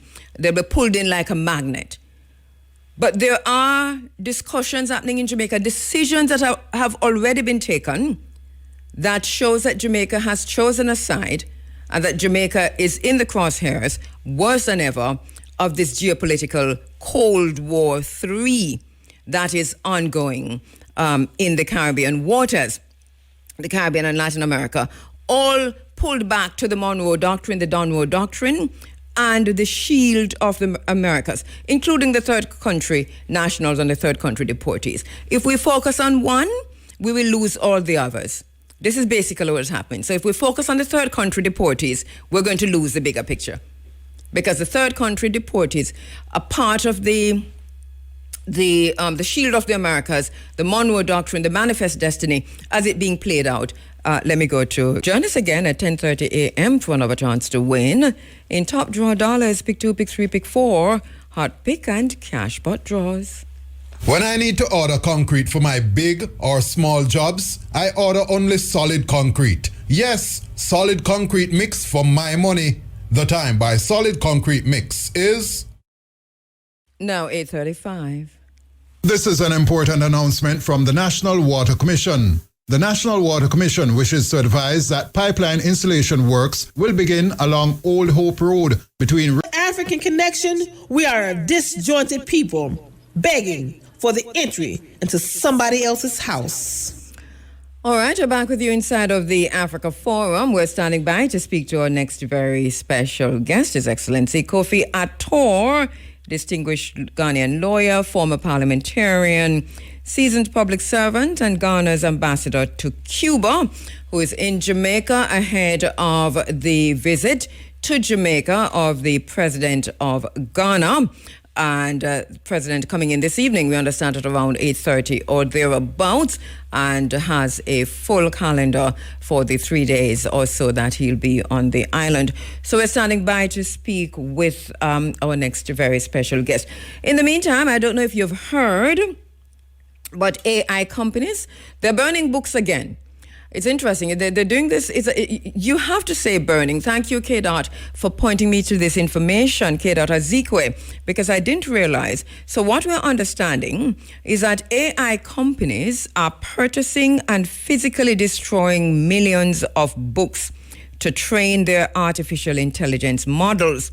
This controversial practice, known as destructive scanning, involves bulk buying second-hand out of print and older books, slicing off their spines with industrial machinery and scanning the pages of those books at high speed and then pulping or discarding the physical remains. This is Alexandria 2.0. They're burning books again. So why are the AI companies destroying physical books? Well, our understanding is that, and this is a reporting on it, by legally buying physical books, and Fortune is reporting this, right? By legally buying physical books from second-hand retailers and wholesalers, AI companies own the physical property. U.S. federal courts have ruled in landmark cases such as lawsuits involving Anthropic and OpenAI that digitizing legally purchased physical books for internal model training constitutes transformative fair use, making it a legal loophole to bypass digital licensing restrictions. We're standing by for my guest. Is he on? All right, so we're not getting His Excellency Kofi Attor. All right, so they say there's also a data contamination problem, right? The internet is increasingly flooded with AI-generated text. AI labs specifically hunt for pre-2022 printed books because they provide high-quality, entirely human-written and professionally edited language. They're also running out of data, we understand. AI companies have largely exhausted high-quality text available on the open internet and are moving to paper to feed their data-hungry large language modules. And what is the scale of the destruction? Mass digitization projects, high-profile operations like Anthropic, the internal Project Panama, so you can Google that, Project Panama, have systematically purchased and processed millions of books. Document leaks revealed companies hiring scanning vendors to cut and process up to 2 million books over 6 months period. This is reporting by Fortune, also Fortune magazine reporting on these things. There's a whole lot more. Rare titles are being destroyed. While text-post people claim that they avoid antiquarian or rare volumes, independent and antique booksellers across Europe and America report massive, unusual surges in bulk orders. So they're burning books again. You know, we said it all, you have said it many times now. Listen, what is the end result? It's going to feed back on itself. It's going to loop back on itself. And this explains to us, we've been here before, you know. When we ask the question, what happened to the people of Sumer? How come we lost the knowledge that we had? How come we built the pyramids but we forgot how to build them? How come we knew so much about building these massive Olmec heads? How come we did so much and then we go turn around and look for ourselves? In search of us, in search of we the people who have done so much already. It's because we've been here before. It's a cycle. We're going through back what we've gone before, because what is the nth degree of this? What if a system crashed? Remember when the lights went out June 18 in Jamaica? The entire island was out for 8 hours. At the minute, we do not know why. They say it is lightning, but they're lying. We do not know why. It means the lights will go out again, and if we continue like this, what is the nth degree? Where are we going? Because we're going through what we've gone through before. I mean, even if you look at how these artificial intelligence companies operate, massive use of electricity, massive use of water.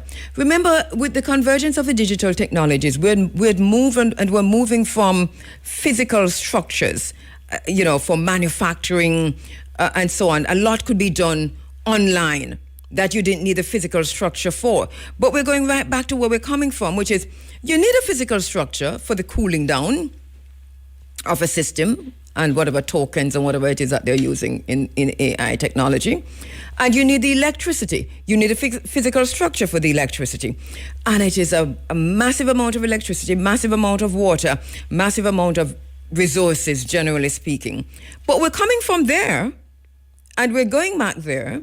And the question is, when we destroy everything that is analog, everything that is physical, and we're dependent on virtual, what happens when virtual crashes?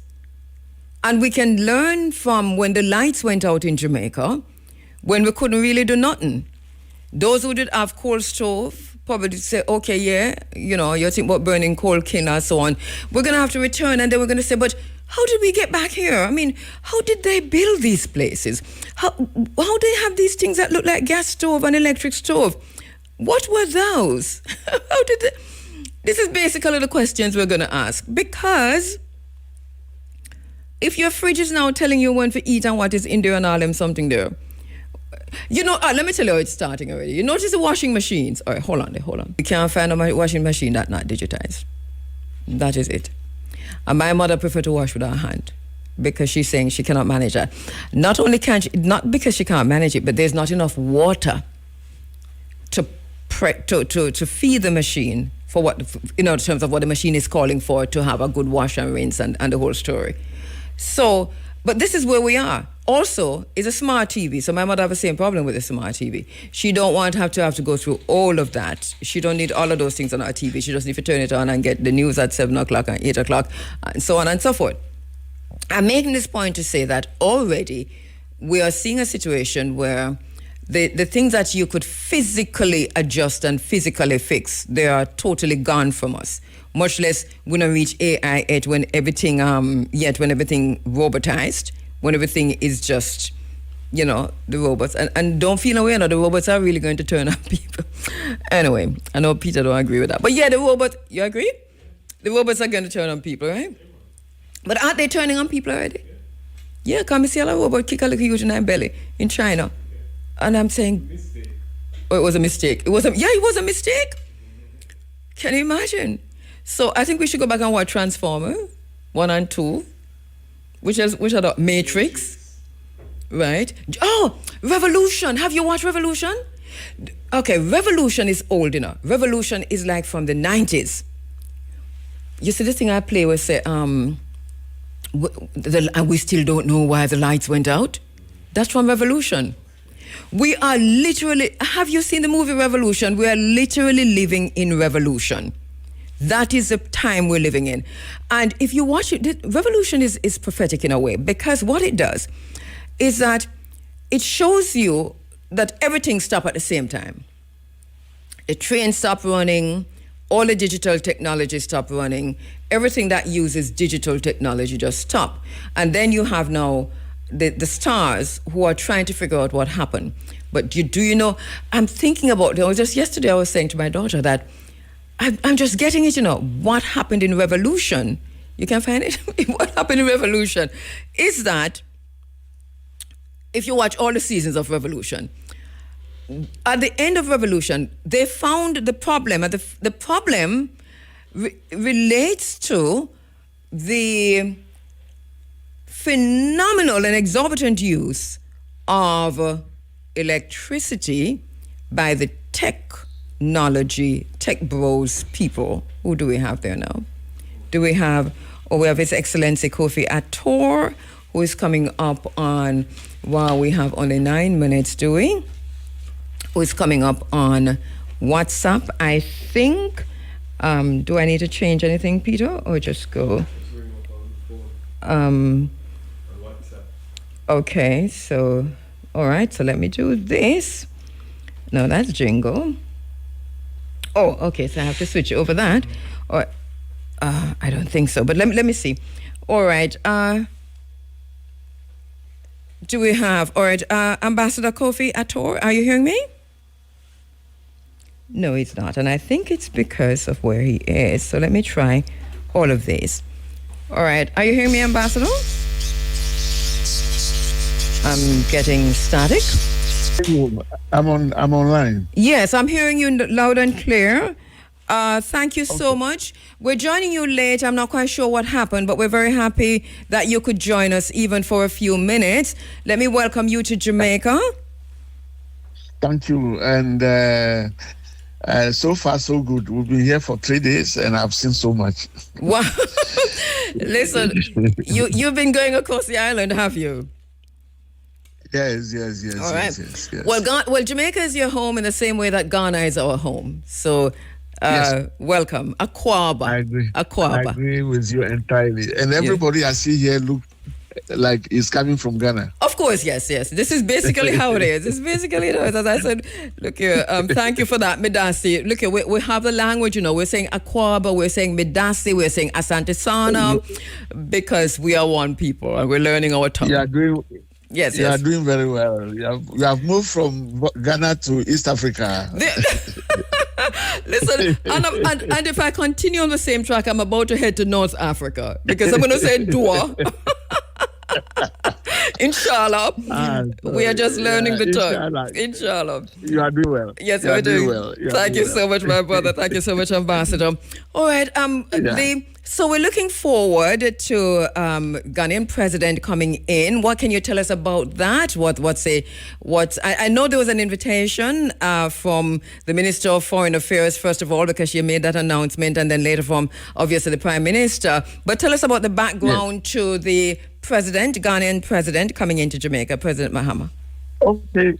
So we have had a long relations with Jamaica. I mean, for a very long time, from the 60s. Mm-hmm. And in the year 1998 or so, we even sent our young men here as teachers, and so we've had all this. But of late, is gone up very high. Yes. We of late is gone up very high in all areas, in areas of health, yes, operation, in areas of humanitarian support. You remember during Melissa, yes, Ghana was one of the countries that gave some support. We brought our people here, yes, in the area of trade and investment, yes, in area of tourism, and area of educational cooperation.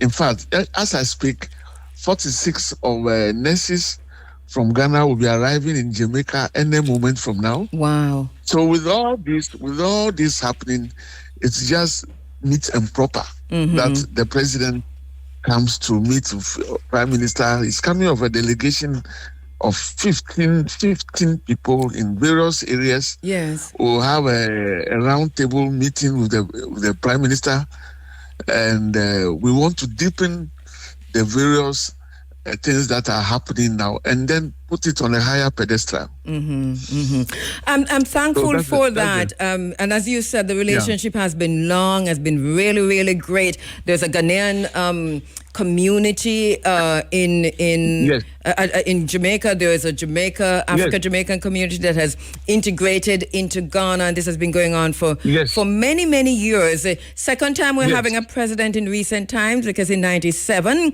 we had Flight Lieutenant Jerry Rawlings, and now we're having another Ghanaian president coming in. So we welcome you, Akwaba, once again.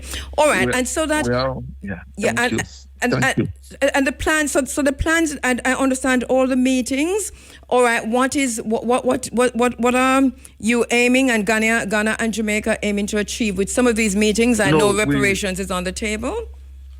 Yes, reparations is on the table. It's one issue that Jamaica picked up long ago, and we have picked it up right now and championing it from African Union to CARICOM and also to the United Nations. Yes. So there'll be a round table meeting at the University of West Indies, because the professor there is also the chairman of the Reparatory Committee. That's Hilary Beckles. So we have Hilary Beckles, and we are going to be with him and faculty and students and everybody else who is interested in the reparations. Reparations is a huge area and takes various forms, and we need to continue talking about it and getting our experts putting down exactly what we mean and what we want.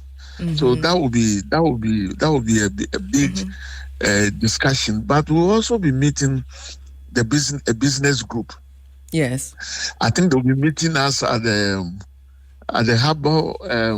The harbor. There are about 34 different business groups will be meeting with us, so that we talk into details. Because, like you said, some of the time these discussions end up on the drawing board, and they never get implemented. Right. So this time, we want to move the things forward. There are various committees, and luckily, I am now in Havana also.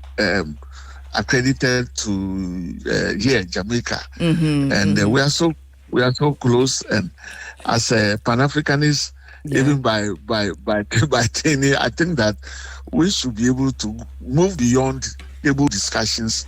What we want to achieve is to concretize the discussions and get Ghana and Jamaica moving faster. And I know you're in Havana. Sorry to interrupt, but I know you're in Havana. But Ghana, the Ghanaian, we've been going to, and one of the good things over the years when we needed a visa to go is that the ambassador usually come into Jamaica, and it's always an easy process to go, whether or not we needed a visa. Now we don't need a visa, but we still need the Ghanaian embassy.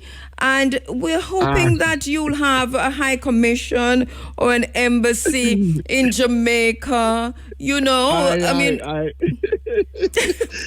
president is coming. We'll talk about it. Jamaica, we will come there, because you see, we only had Havana for a very long time, and it's covered almost 15 Caribbean countries. But of late, we have opened one in Trinidad. Yes. So I suspect, although I cannot speak on behalf of the president, I suspect that this is on the drawing board, and the president is the one who can speak about that. It will be interesting to have a representation here. And I also like to call on Jamaica, because they are your ambassador is in Abuja. It's in Nigeria, I know. Nigeria. So we need to agree that Accra and Kingston should host ambassadors. I think that it's on the drawing board. Yes, I look forward to that. And it's on the drawing. That will lessen my travels also, because right now I'm for Jamaica, then I'm for Haiti, and I'm for Nicaragua, and I'm for Dominican Republic. I know, and you've been doing an excellent job. Let me just say that, in connecting this region. As part of a trilateral region to the continent of Africa. So, kudos on that. But I hope that we'll get that announcement from the president when he comes in. I think he'll make the announcement of the Jamaican embassy before he leaves, right?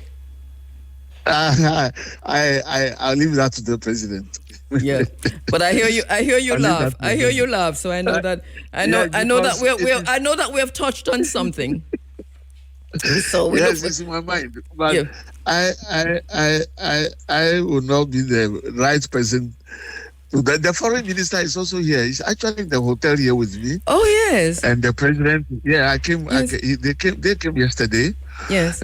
We came earlier. You know, I presented my credentials only on Wednesday. Okay. And the foreign minister arrived yesterday, Right. and we are all expecting the president today. So between come all in of us, today. we should be president to come this evening.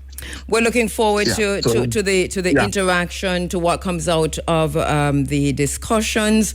And you mentioned economics before. I know that we're looking at trade.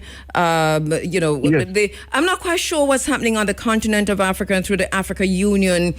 All these discussions that we had just recently, the organizations that have been formed and so on. But there's been a lot of talk and not so much action. Let me give you an assurance. Yes. From January next year, the president of the chairman of the African Union will be President Mahama from Ghana. Okay. He will be there. He's already been nominated. He's just waiting. Mm-hmm. And from January, he will take over for at least 2 years. And you will see a lot of change. Okay. Because you see, what we do in Ghana is to set up secretariats for implementation. You don't just go to Addis Ababa, talk and come back and go again and talk and come back. From the formation of the that time it was Organization of African Unity. Yes. In 1963, Kwame Nkrumah actually took plane loads of Ghanaians to set up all the structures. Mm-hmm. The only thing he didn't get at the time was an immediate unity, which the rest thought was a little early in 1963, let the countries run themselves for some time. But all the structures were things that were proposed from Ghana. I can assure you that President Mahama, assuming the chairmanship from January, a lot more will go beyond talk.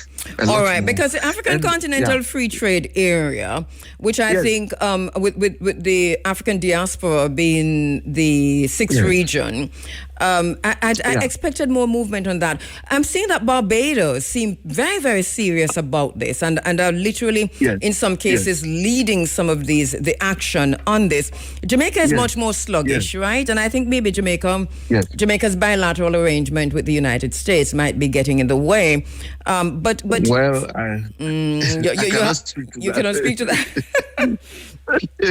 Ambassador, I don't want to get you in any trouble before you leave, because we welcome you. We welcome you to Jamaica. But I can speak. Barbados is doing well. Yes, Barbados is doing well. Bahamas is doing well. Yeah, Bahamas is doing well. A lot of their professors are working with us. Jamaica is also very proactive in these matters. I think that is not true, Ambassador. You're only saying that because you're on the island of Jamaica. That is not true. We're here. We can tell you that is not true. Nothing of the sort. But let us see what happens. Yes. Let's see what okay, so you are here. Yes. And what I know is also what I'm saying. They were at the conference in Ghana. They were there. Jamaica was there. The reparation conference. And Jamaica voted for reparation at the United Nations. Right, but Jamaica was not part of the... Jamaica did not sign on to what Ghana was doing. And so Jamaica was not there with Ghana in terms of individually. Professor Vereen Shepherd, in her individual capacity, was there. But Jamaica neglected to be part of that, even though Jamaica has been leading the reparations process for such a long time. But Ambassador, that is because Jamaica has hijacked the reparations movement, and they have turned it into a tribal situation. But as I said before, I'm not going to get you into any trouble. I just want to say I understand the constraints that you're working with, and we want to hear what comes out of the meeting with the president when he comes in, and especially. I think there's so much, when you think about African trade, though, the African Continental Free Trade Area, that there's so much there to gain, right? Diasporic Africa and continental Africa, isn't there? Yes, there is. In fact, luckily, the free trade area is hosted in Accra. Yes. And so we keep monitoring what they are doing. There's so much to do, even within us in West Africa. Yes. If we can trade more, Ghana, Sierra Leone, Nigeria, Yes. and then between West Africa and East Africa, and then South, in Africa, we are divided into five regions. Yes. The Southern African group, the Eastern African group, the Central African group, the Western African group, and then the Northern African group. And there's so much trade between us and Europe and very little among us. Between the sixth region, which is the African diaspora, which is the sixth region of them. That is right. You are right. As they go through a global reset, Ambassador, at Davos and the World Economic Forum, there is a new world economic order. The old order has ruptured and all of that. We heard from Mark Carney. So that we find ourselves as the five regions and the sixth plus the sixth, the African diaspora, on the outside. How important is it for us to have that paradigm shift, that global reset in our own minds in working with each other? No, it's extremely important. Our problems are similar, and the solutions should be concentrated. We should agree on how to resolve our problems of education, our problems of health, our problems of trade, our problems of corruption. So the Caribbeans cannot be left outside what we are supposed to be doing in Africa, and the order has to change so that we take our destiny more into our own hands than listening to instructions from our metropolitan capitals. So we have to work with Caribbeans and all the experience that is in Africa and all the experience that is in Caribbeans. Our forces must be brought together. It's extremely important. It's extremely important. So that I'm gonna wrap up with you. I'm sorry that we're joining you so late, but just to say welcome to Jamaica, Akwaba to President Mahama, Akwaba to the group that's coming in later on. This, I understand, as you said, 15 in the delegation coming with the president. We're looking forward to the discussions and hearing what come out of them. And then I'll come see you in the embassy, the Ghanaian embassy in Kingston. In a few months' time. I'd like to invite you. The president will be meeting the Ghanaian community Monday, tomorrow, in the hotel right here in Pegasus. And at about 5:30 p.m., we expect our comrades also here to join us, as many of them that can join us. So that he will talk to us about Ghana. It's also about reparation, about African Union. He will say a number of things to us. So you are invited. Thank you so much. You are invited. When you come, just ask of us, and we'll admit you. It will be right here in the hotel where we are at the Pegasus. Thank you so much. I will be there. Thank you so much, Ambassador. His Excellency Kofi Attor. As usual, that's right. It's a pleasure having you on the program. Thank you so much. Thank you very much. Thank you very much. Peter. Right. My sister is in the house, and I'm very happy to welcome her. We're starting a little bit late with Dr. Marva Hewitt. Let me tell you a little bit about her. Dr. Marva Hewitt is an environmental health practitioner with a passion for food hygiene and safety management systems. She obtained her BSc Environmental Health, Masters in Food Quality and Safety from South Bank University in London. She has a Master of Arts in Education from Liverpool University. She is from my alma mater. There you go. Welcome, Liverpool. She's a postgraduate diploma in occupational safety and health and doctoral degree in food safety management system, Atlantic International University in the United States. Dr. Hewitt has more than 33 years of industry experience in different capacity as environmental health practitioner, lecturer, senior consultant, lead auditor, and trainer. She joins us in studio. How are you doing, my sister? I'm good.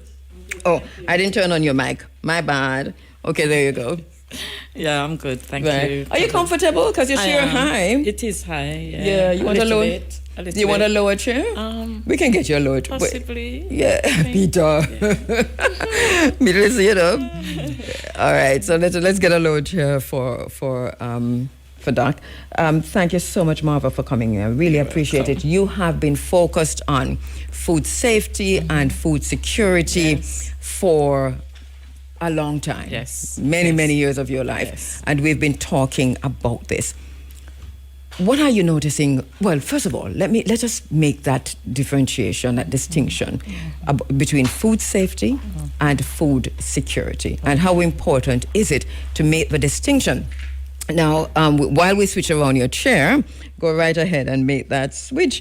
We're just taking her from the high seat and putting her a little bit lower. It means that all the cameras have to be adjusted and everything. You know, you're inside of the Africa Forum. And listen, we have been focusing on food safety and food security in this space for a very, very long time. And right now, happy to have with us somebody who's been focused on that. Our paths crossed, not necessarily because of this, but once we started talking, we recognized the extent to which we are on the very same path. And we will find each other, I know, as we go along. So we found each other now. And Marva's in the house, so that's all right. Right, so the distinction, how important is it to make this distinction between food safety and food security, or is it any at all? Very important, KABU, because, you know, we talk about food safety, and I'll just briefly talk about that. It's one of the most important tenets of what we are about as consumers, first of all, and also as people, And I say that for a purpose because as a consumer, often we don't have a choice, right? Because we've got various limitations, and we lack of knowledge as well, right? And as a people, we go according to our circumstances, the situation we find ourselves in. The recent Melissa hurricane was one situation where everybody literally who were affected were in the same boat. They weren't able to choose. They just wanted something to eat. Whether it was safe or not, they didn't really care. And water was one of them, and water is food. All right. So on the board of food safety, I'd say that we have 3 hazards that we are concerned about as food practitioners. We have the chemical hazards, right, which is really trending here in Jamaica. Yes. You know, I went to Denby yesterday and I saw it all. I came out of there confused, right? Really? Because I'm really wondering what we're eating. And then we have to come back to that. Then we have the physical hazards, which persons can see and they recognize and they said, "Boy, this is spoiled. It's not good for me. I'm not going to buy it," right? And if it's been given away, they'll probably walk away from it, depend on how it look. Yes. Our vegetables are quite obvious in that way because show the spoilage, it show the worms on it and so forth. And then you have the microorganisms, the microbiological hazards, which are the hidden hazards. Again, a hidden hazard because we can't see it. We don't know it's spoiled. It doesn't always get spoiled before it's bad for us because the abuse and the handling, the safe handling, safe storage of it, right? The knowledge of the people who's preparing these food is critical, right? To the safety of our food. And, you know, the definition is about, you know, the potential to cause harm. Yes. The potential. The potential to cause harm. It doesn't have to cause us harm. And harm comes different ways. You can eat something and you get harmed emotionally, right? Emotionally. There was a lady telling the story about how she ate a lizard and she didn't realize she ate the lizard until she came to the tail of the lizard. By then Don't tell me anymore about the lizard. By then she had literally finished. Yes, she had finished. Where was the lizard? In the food. I'm not gonna tell you the food, right? Because I'm live on air. But you know, it's a snack and we buy it every day. So I have to find my center. Yes. So we have to. And it goes back to, again, cost in the industry. They may see some broken mesh or whatever, and they think, oh, well, I can't afford to fix this till next year. The capex is just not there, etc. And areas where you have rodents, areas where you have the pests and so forth, right? So, and these are emotional harm. They're not going to kill you because more likely the product is pasteurized, it's heat treated. There was a precedent case in the UK, right, where the lady drank a bottle of beverage. I won't say again the product, and it was her favorite drink. And she bought it. She buys this drink every lunchtime. And one day she bought it. She drank it. She felt some things going down. And when she looked at the napkin, it was some snails, some little snails. And she took it into the environmental health department and, made a complaint. And, over there we take things seriously, right? Because food is a big thing, yeah? And here it was that we said to her, we went and did an investigation, etc. And we said, no harm. And she said, yes, I will never drink this product again. So therefore I suffer harm.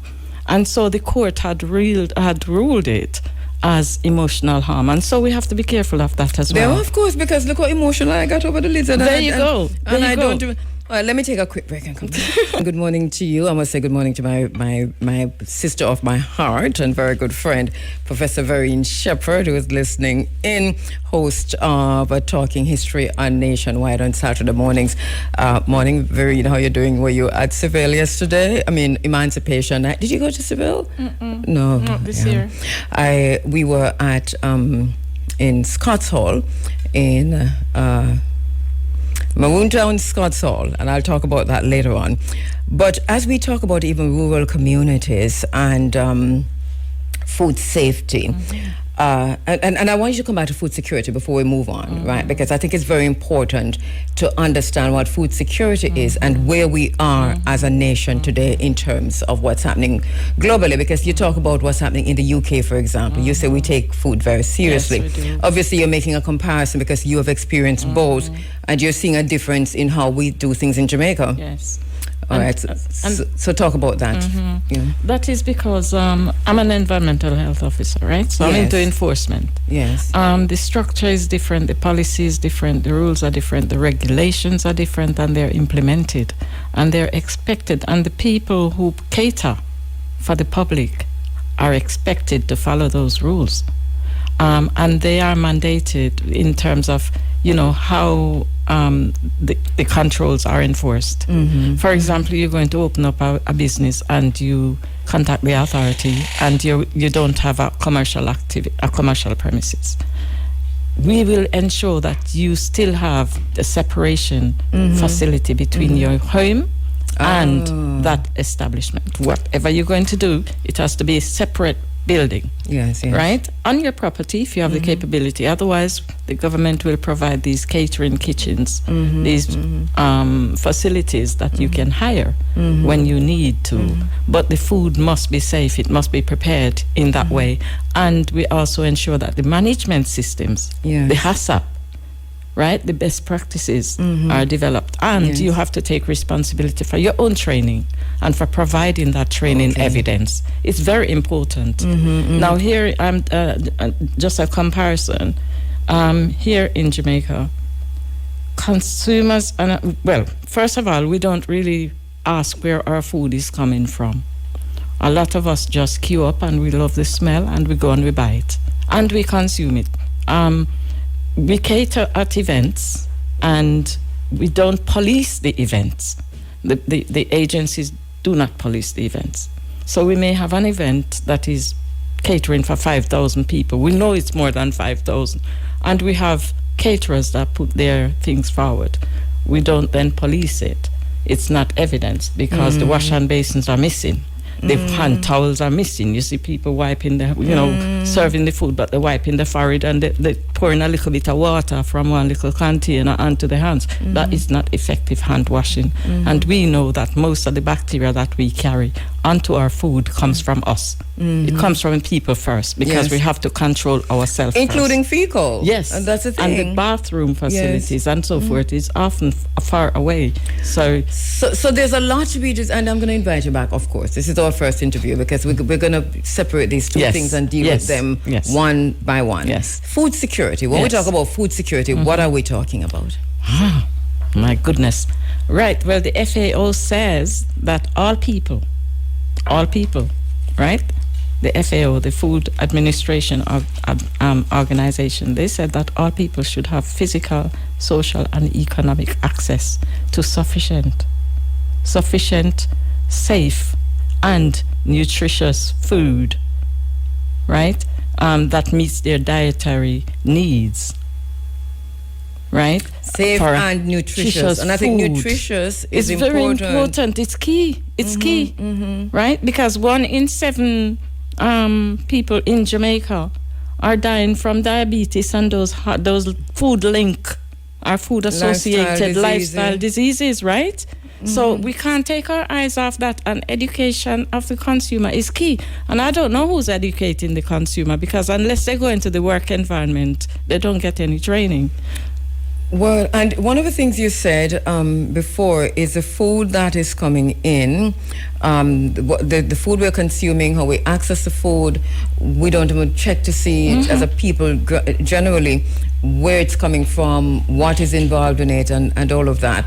So that we are faced now with a global conversation about food security, and Jamaica finds itself at the center of that. What are the factors and the variables that impact food security? Okay.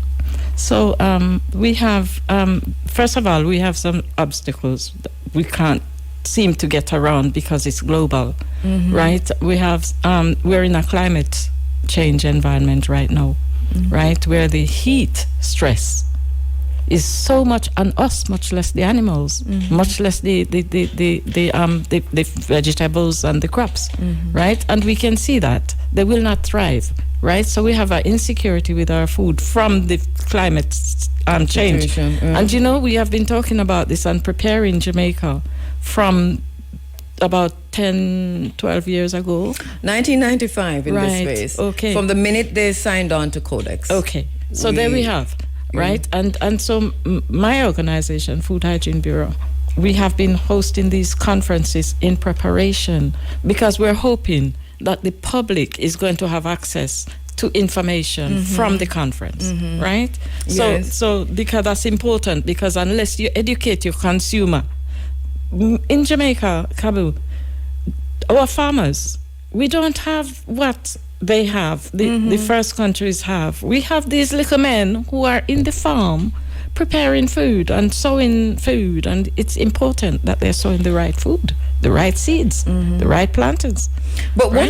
what about our the other obstacle? Our indigenous knowledge of how we do things and our own special way of knowing, which is indigenous knowledge. All right, as opposed to their knowledge. All right, so in my days then, right, because I'm from the 50s, 58. In my days, we grew up on a farm, and we did not use all these chemicals in our food. We used to, my grandfather, God rest his soul, used to rely on the manure. They used to rely on the waste from the food itself, right? You know, the peels from the food itself. Yeah, they say mulch. Composting the mulch, right? Yes. Right? And him used to get him hoe and him thing and him doing stuff, and we never starve, and we never used to worry about whether the food was wholesome or not, or whether the land would yield, right? What is happening to our land, Marva, Dr. Marva Hewitt? What is happening to our land? Because we have, I know that we have a situation with Roundup, and that is a crazy madness in terms of the land being able to yield a first and a second and a third and a fourth crop, which is how we grew up. that we have lost. We have, because they've taken on different practices, different ways. I went down to the country, and this is Manchester, a few weeks ago, and my cousin does farming, and he says, I have to burn the land, because they say I must burn the land. So the burning of the land, and we see it all over. I saw limes. And to the sisters in Scotts Hall who had the limes, thank you so much, because we had, I literally take shame out of my own eye and beg a bag of lime, because she just laid with our limes, and I say, beg your bag, because I haven't seen limes Very in Jamaica expensive. in forever. I saw it at Denby yesterday, and 6 limes were $750. And I had to pay for it because I really wanted the limes. How much did you say? $750 for how many? 6 limes. Wow. And they had the bigger limes, which were 3 for the same $750. So I bought the smaller limes, the one that I'm used to. And remember, we used to have a lime tree on every corner. They're all gone. The oranges are gone. So all the citruses All gone. the citruses are gone. The oranges are gone. I bought 6 yesterday for $1,500. Who can afford it? The 6 oranges. The grapefruits are gone too. The grapefruits are gone. I bought 3 And the yesterday. I bought 3 yesterday. Everything is gone. It's going very fast. So they're going the same way that the coconut went. Yes. Because this there's is a why lot going on. So food, when you say there's a lot going there's on, a lot what do you going mean? on. Hang on. We're going to come back to that. Let me just take a quick break. Sorry. This is Running Africa, 9:33. Dr. Marva Hewitt, environmental health practitioner, and we're talking about food safety and food security, focusing on food security. This is our first interview. She'll be back when we separate these two things and begin to look at them seriously in terms of what's happening here on the island. So Marva, in terms of what is so we're dealing with an issue, obviously, as you said, of food security, not to mention food safety, but definitely food security on the island. Where do we go then? I mean, how do we begin to solve the problem of food security? I'm jumping there because of the time. Yeah. But I want to say something, Yes. because we're trying to solve a problem which is scarcity in a supply of food, right, for our people, and we're actually straying away from our traditional practices, and as a result of that, we're losing most of our crops, right? And so that is the scariest part, because we want to hold on to our indigenous food, which is excellent for our bodies and our blood. Right, because we're different people. Right, of course. We're different. We talk people. about melanin. Right. So, in doing that, though, in trying to solve the problem of insecure food supply, which is being impacted from global, right? Yes. We're actually not striking the balance that we should, because we're actually creating not food that is nutritious for us. And remember, the first definition was about having this safe and nutritious supply of food. Yeah. Because we learned in like so grade, the chemicals, grade 3, food is any solid or liquid which, when eaten, nourishes the body, enabling it to function properly, including correct. water, as you said. Very important. Including water. Yes. So what does the lack of water, and I'm going to come back to chemicals, what does the lack of water say? Because right now, as we speak, there are water lockouts in Kingston. Oh my gosh. There no water in the pipe in places in St. Mary. Negro. All across Jamaica. Right. Yeah.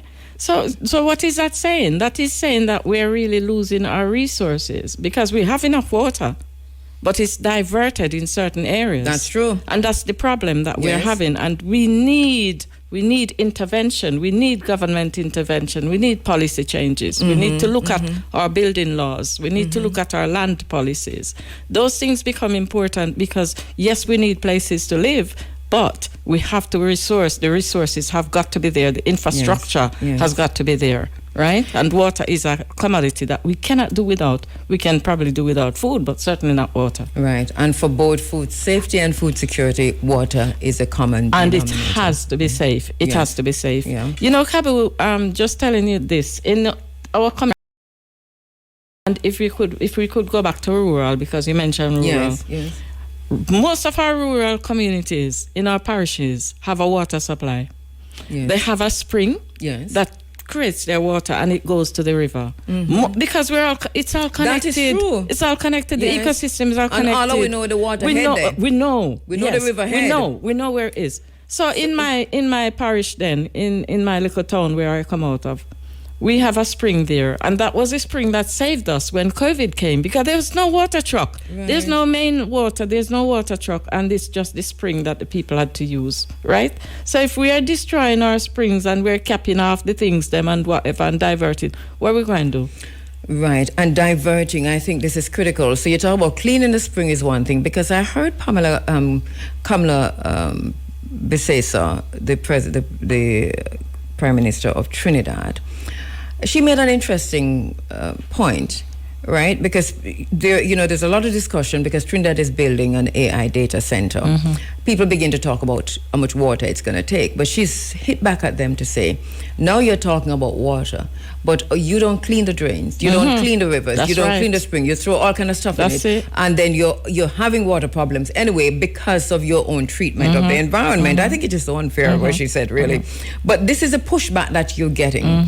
So how important and critical it is, even as we talk about holding government responsible not to sell off freshwater sources for us to take care of freshwater sources. Yes, because we have to ring fence certain things. Yes, we want to develop. We want to develop our nation. We don't want it as it used to be, but certainly the resources are scarce. The natural resources are scarce. So when we're selling off, we have to remember that our people the nation need water. And it's not something that you can desalinate and stuff. I was at a forum down in place there, and they were saying about how expensive desalination was, and it cannot be used, as general. Right? Yeah. Okay. I mean, they do that in Qatar. And but we're not Qatar. We're the land of Exactly. food and water, for God's sake. For God's sake. Yes. We're the land of food and water, and it breaks my heart to have to see these things happening in Jamaica, because we're supposed to be protecting our resources. We must protect those. How critical, because you've been in this business for a long time, you host forums, you organize conferences and so on around And food training. security and train also. Yeah. What is the state of Jamaica's food security? Okay, so we're juggling, aren't we? We're juggling. First of all, we're not meeting the nutritious mark because we're putting in a lot of stuff into it, right? And at the same time, we're changing the dynamics of what we're eating and call food. And that is having its impact on the health of a nation. Of the nation. Public And a health burden, concern. and then a burden onto the health system that we really is so much lacking in, right? The effectiveness of those systems, right? So what is the state of it?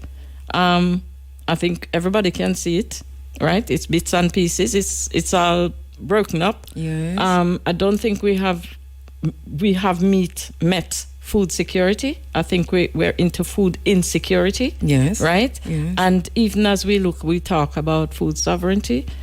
What I'm saying is that we need to make some major changes. Right?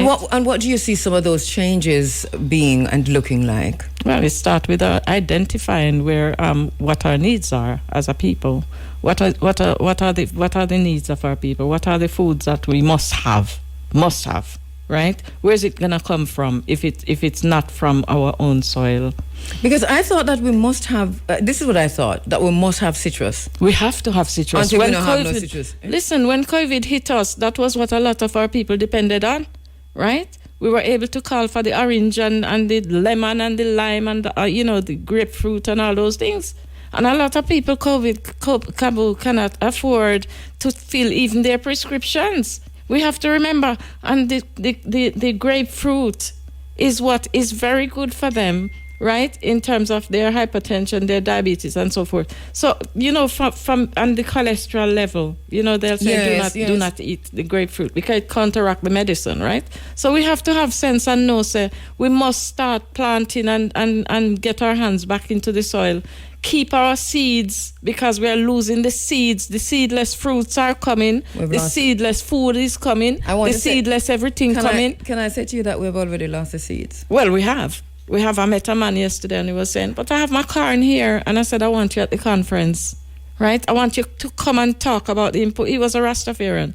I said, I need you at the conference and you need to bring 2 people that you have in the soil, reaping and sowing the things. And because even the corn that we're eating is not real corn. No. So, that's another story. Yeah, we're not right? That's another GMOs story. yet. So it's really, and they have the chemicals to support those type of foods here. Yes. So therefore the foods are here. So obviously there is a crisis, and there's another crisis coming because of what is being determined and decided at the Codex Alimentarius. That whatever decisions, and the decisions are being made already. They are. And how that's going to impact our ability to grow our own food and to grow seeds. I think that is also something that's critical that's coming up. Your conference, I want to talk about the conference just because we're running out of time, and to invite you to come back. It goes so quick, don't I it? know. I thought I have a whole heap of time this morning. But let's talk about the conference, the upcoming conference. Tell our listeners about it, where it's going to be, and how they can participate. Okay, so this year's conference is on food security. For those of you who don't know enough about it, we have over 20 speakers, 10 each day, and we have panels and everything. And the second element to food security is food sovereignty. We're going to look at how Jamaica can actually move and develop food security ourselves and then move on to sovereignty. What are some of the things we want to do differently? So we have a panel, a team that is going to be launched. This food sovereignty team will be launched to work, alongside to ensure that we support the rural areas, because it is the rural areas that need the help. Conference is going to be at Sandals Duns River on the 9th and 10th of September, and over 2 days, right? Sandals Duns River. Yes, it's just up the road, near the Rio. Oh, okay. It's further back in Malmö Bay. It's a brand new conference center. They've just opened up, which is really a blessing to us. Right. Yes. So Sandals Duns River. Yeah, 9th and 10th of September. 9th and 10th of September. Yes.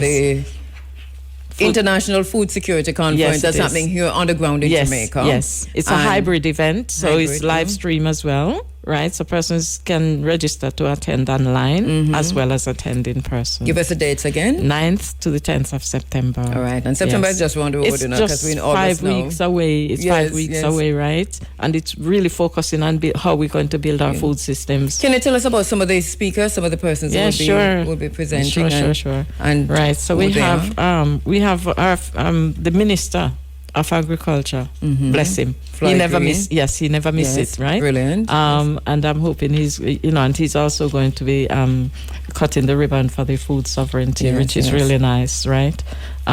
We have the Minister of Tourism on day 2. Okay. And Minister Green is on day 1.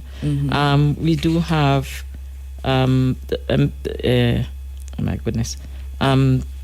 So it's a very high, as you said, hybrid. It's very hybrid profile, because high profile, because we have speakers from the US, right? We have Professor Srini. We have Dr. Leah Allen, who will be talking about food nutrition, right? She's a specialist in that. Yes. And she believes in the natural food systems. We have Roy McNeil, Dr. Roy McNeil from Food Storage, right? We have Jakra, who will be there, looking at the policies and how we can strengthen agriculture, the value chain in particular, because it's about our pimento and our spices, of course, right, which have to be protected, by the way, and our nutmeg, right, and our nutmeg. Goodness, our nutmeg, right? Still, our not touch with nutmeg. My goodness.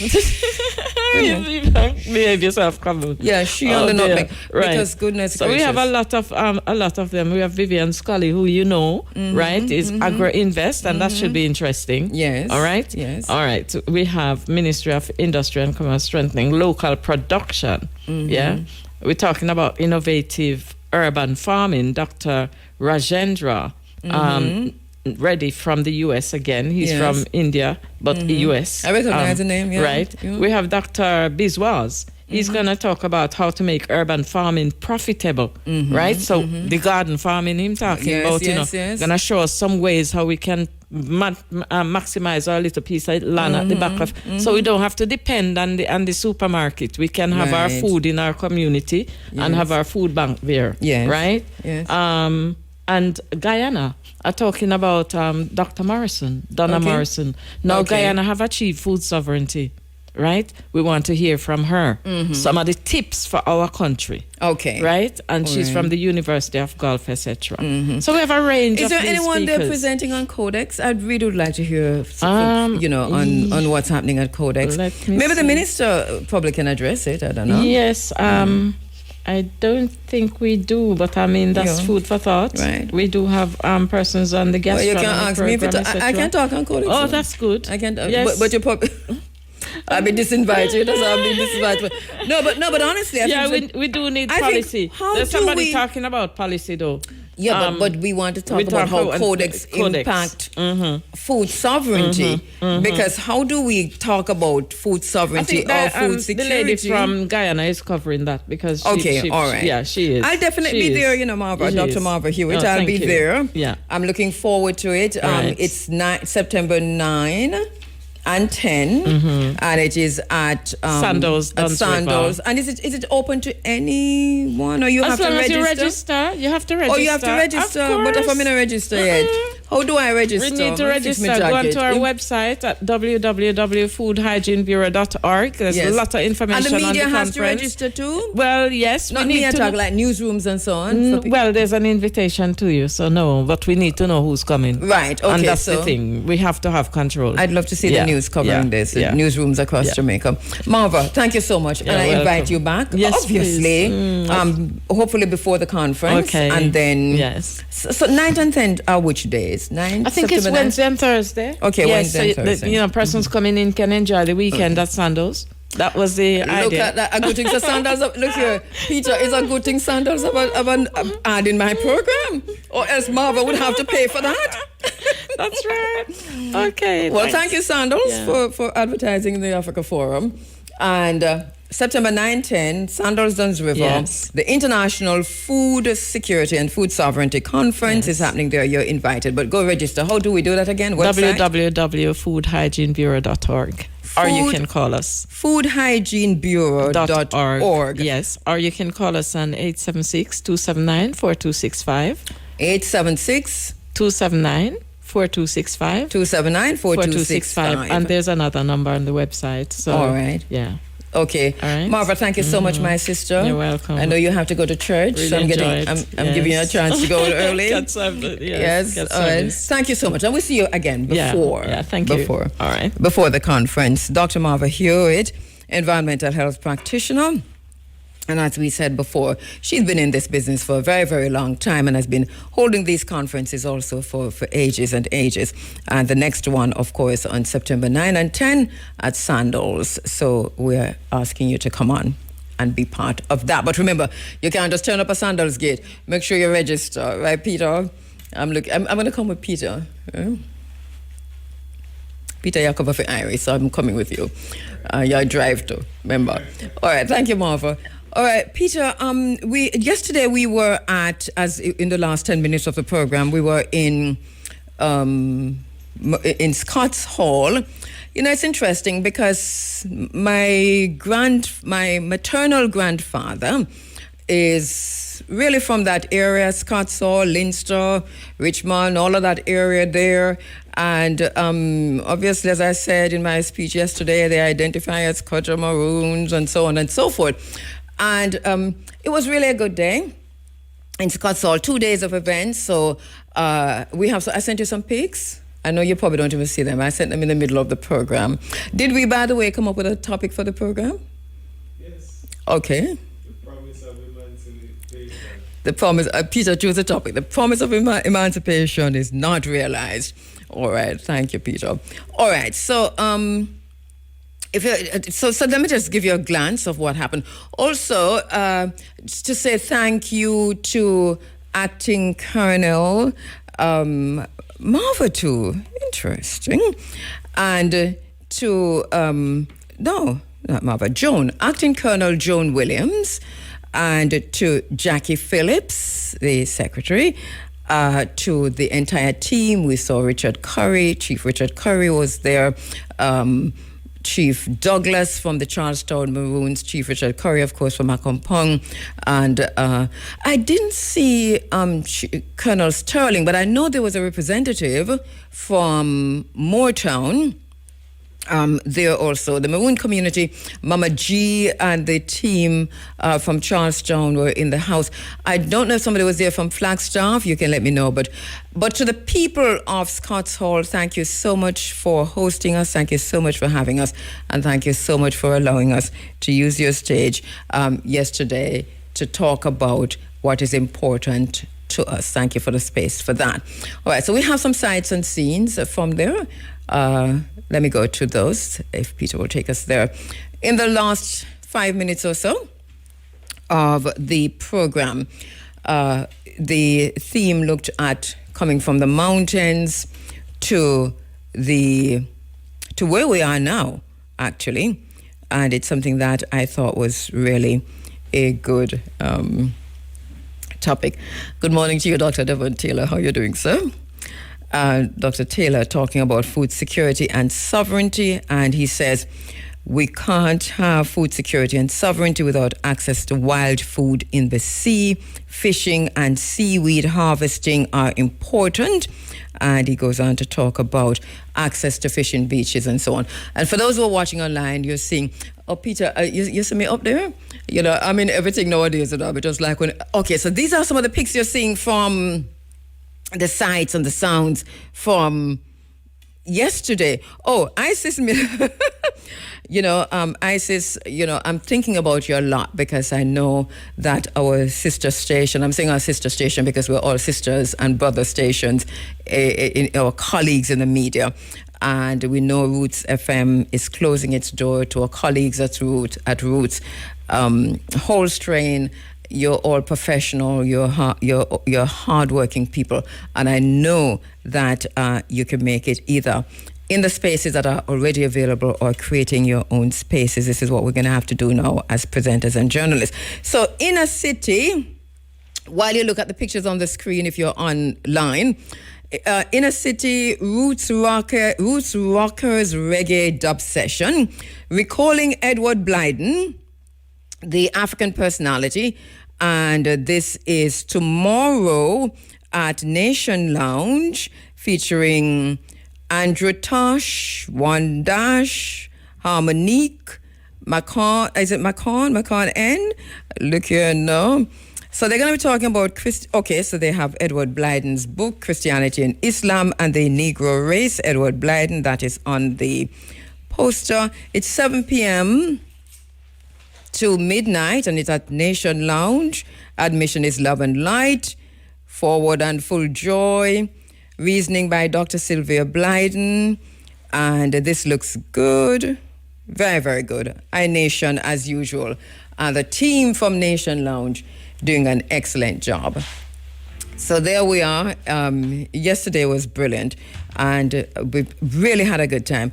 And the drive to Scotts Hall, really okay, the road not so bad, because you go, if you reach Castleton Gardens, then, goodness gracious me. So the road not so bad as I said before, but all those rivers, the massive rivers in Castleton Garden, Big A, the massive, Castleton, right? That massive river that just run along the whole of Junction there. So that big river where normally say people are wash. Right, yeah. That river dry, no? That river is dry, Big Ed. Or the water that is in there is a little bit of water, green. What? Green. I mean, we have to go look at the head of the rivers.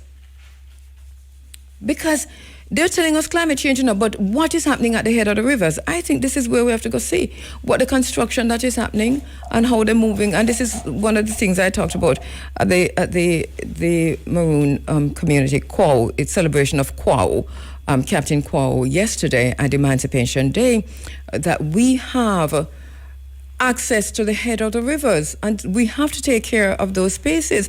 We have a fight for them too, and resist the takeover and control of the rivers.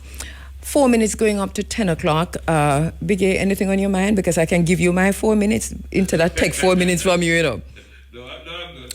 Because you don't know it already. I can take the 4 or I can give you the 4. Did you go to Seville? No. Did you? I told you I was in Scotts Hall. Oh, I thought that was last night. I'm sorry. No, man, that is a first, isn't it? I've never been to Scotts Hall before, and this first I've not gone. Look here, Anyway, I'm not going to say it anymore. But anyway, so, right. So I wasn't at Seville. So where did you go this entire... No. Didn't go anywhere. You never go nowhere? Oh, you're finna go nowhere? Leave back to Peter. Leave back to Peter. Peter, where did you go? Well, Peter was late this morning, for the first time since we've been doing this. Where you go, Peter? Where have you been this entire weekend? Nowhere either? Is it rains that caused you late this morning? Sure. I don't know what caused that. We're not very clear. Yeah. So we had a lot of rain this morning, as you know, and thunder and lightning, and we're still trying to figure out why the lights went off on June 18. So, Big A, quickly, you see, you're following FIFA, right? I know of the situation broadly, but I can't tell you of the latest development. I know there's an issue with Infantino wanting to privatize right. FIFA and the footballing bodies around the world, CONCACAF and the UEFA and the rest of it. UEFA especially is very strongly against it. Right. But I still. Oh, he's pulled back already. He's scrapped the whole thing according to him. Oh, he has. Right, but I don't think it has changed anything in terms of people calling for him to resign. Either resign, because the elections are next year, and so people want him stepped down before that. But he's pulled back on it, on the whole thing already. But the thing that interests me, and I think we need to spend some time looking at it, even though he has pulled back, is to look and see where, even though CONCACAF come out and say what I'm saying, there were individual people who have Jamaican, who made statements regarding it before. We need to go look back on them statements, why they make it. Because there's a lot of information coming out. And I know there's one thing, and I'm not accusing anybody of anything. We know Morocco is all over it, Africa was for it, Asia is for it, and so on. But the BBC is reporting that a lot of it looks like bribery. But this is what FIFA does, right? FIFA not always bribe people. Well, yes, FIFA bribe people. No, FIFA has always been embroiled in that kind of Set blatter. What you call that? Blatterism. Blatterism. FIFA has always been embroiled in that. Yeah. I don't know. All right, so we're paying attention. It's a Wagonist thing, but it's not quite Wagonist. This part of it is not quite Wagonist. I think it is all part of the bigger geopolitics, because it's public-private partnership. So, and it is what it is. J.P. Morgan, Josh Kushner, Donald Trump, the company that they're buying into, that they're talking about. The Trump family own the company there. So this is where it all meets up. What a thing. All right, this is always saying goodbye. Okay, thank you so much for listening. Thank you so much for being part of the program. Thank you for your texts, for your messages. Thank you, Peter. Thank you, Antoinette. Thank you. Who's there, Peter? Who's on the desk? Thank you, Big A, for this time for me to say thanks to who is at the desk. Chauvenet. Thank you, Chauvenet. And thank you to the team. Thank you for listening, as usual. And to my very special guests this morning, thank you so much. We'll see you next week, inshallah, inside of the Africa Forum. Take care. Walk good.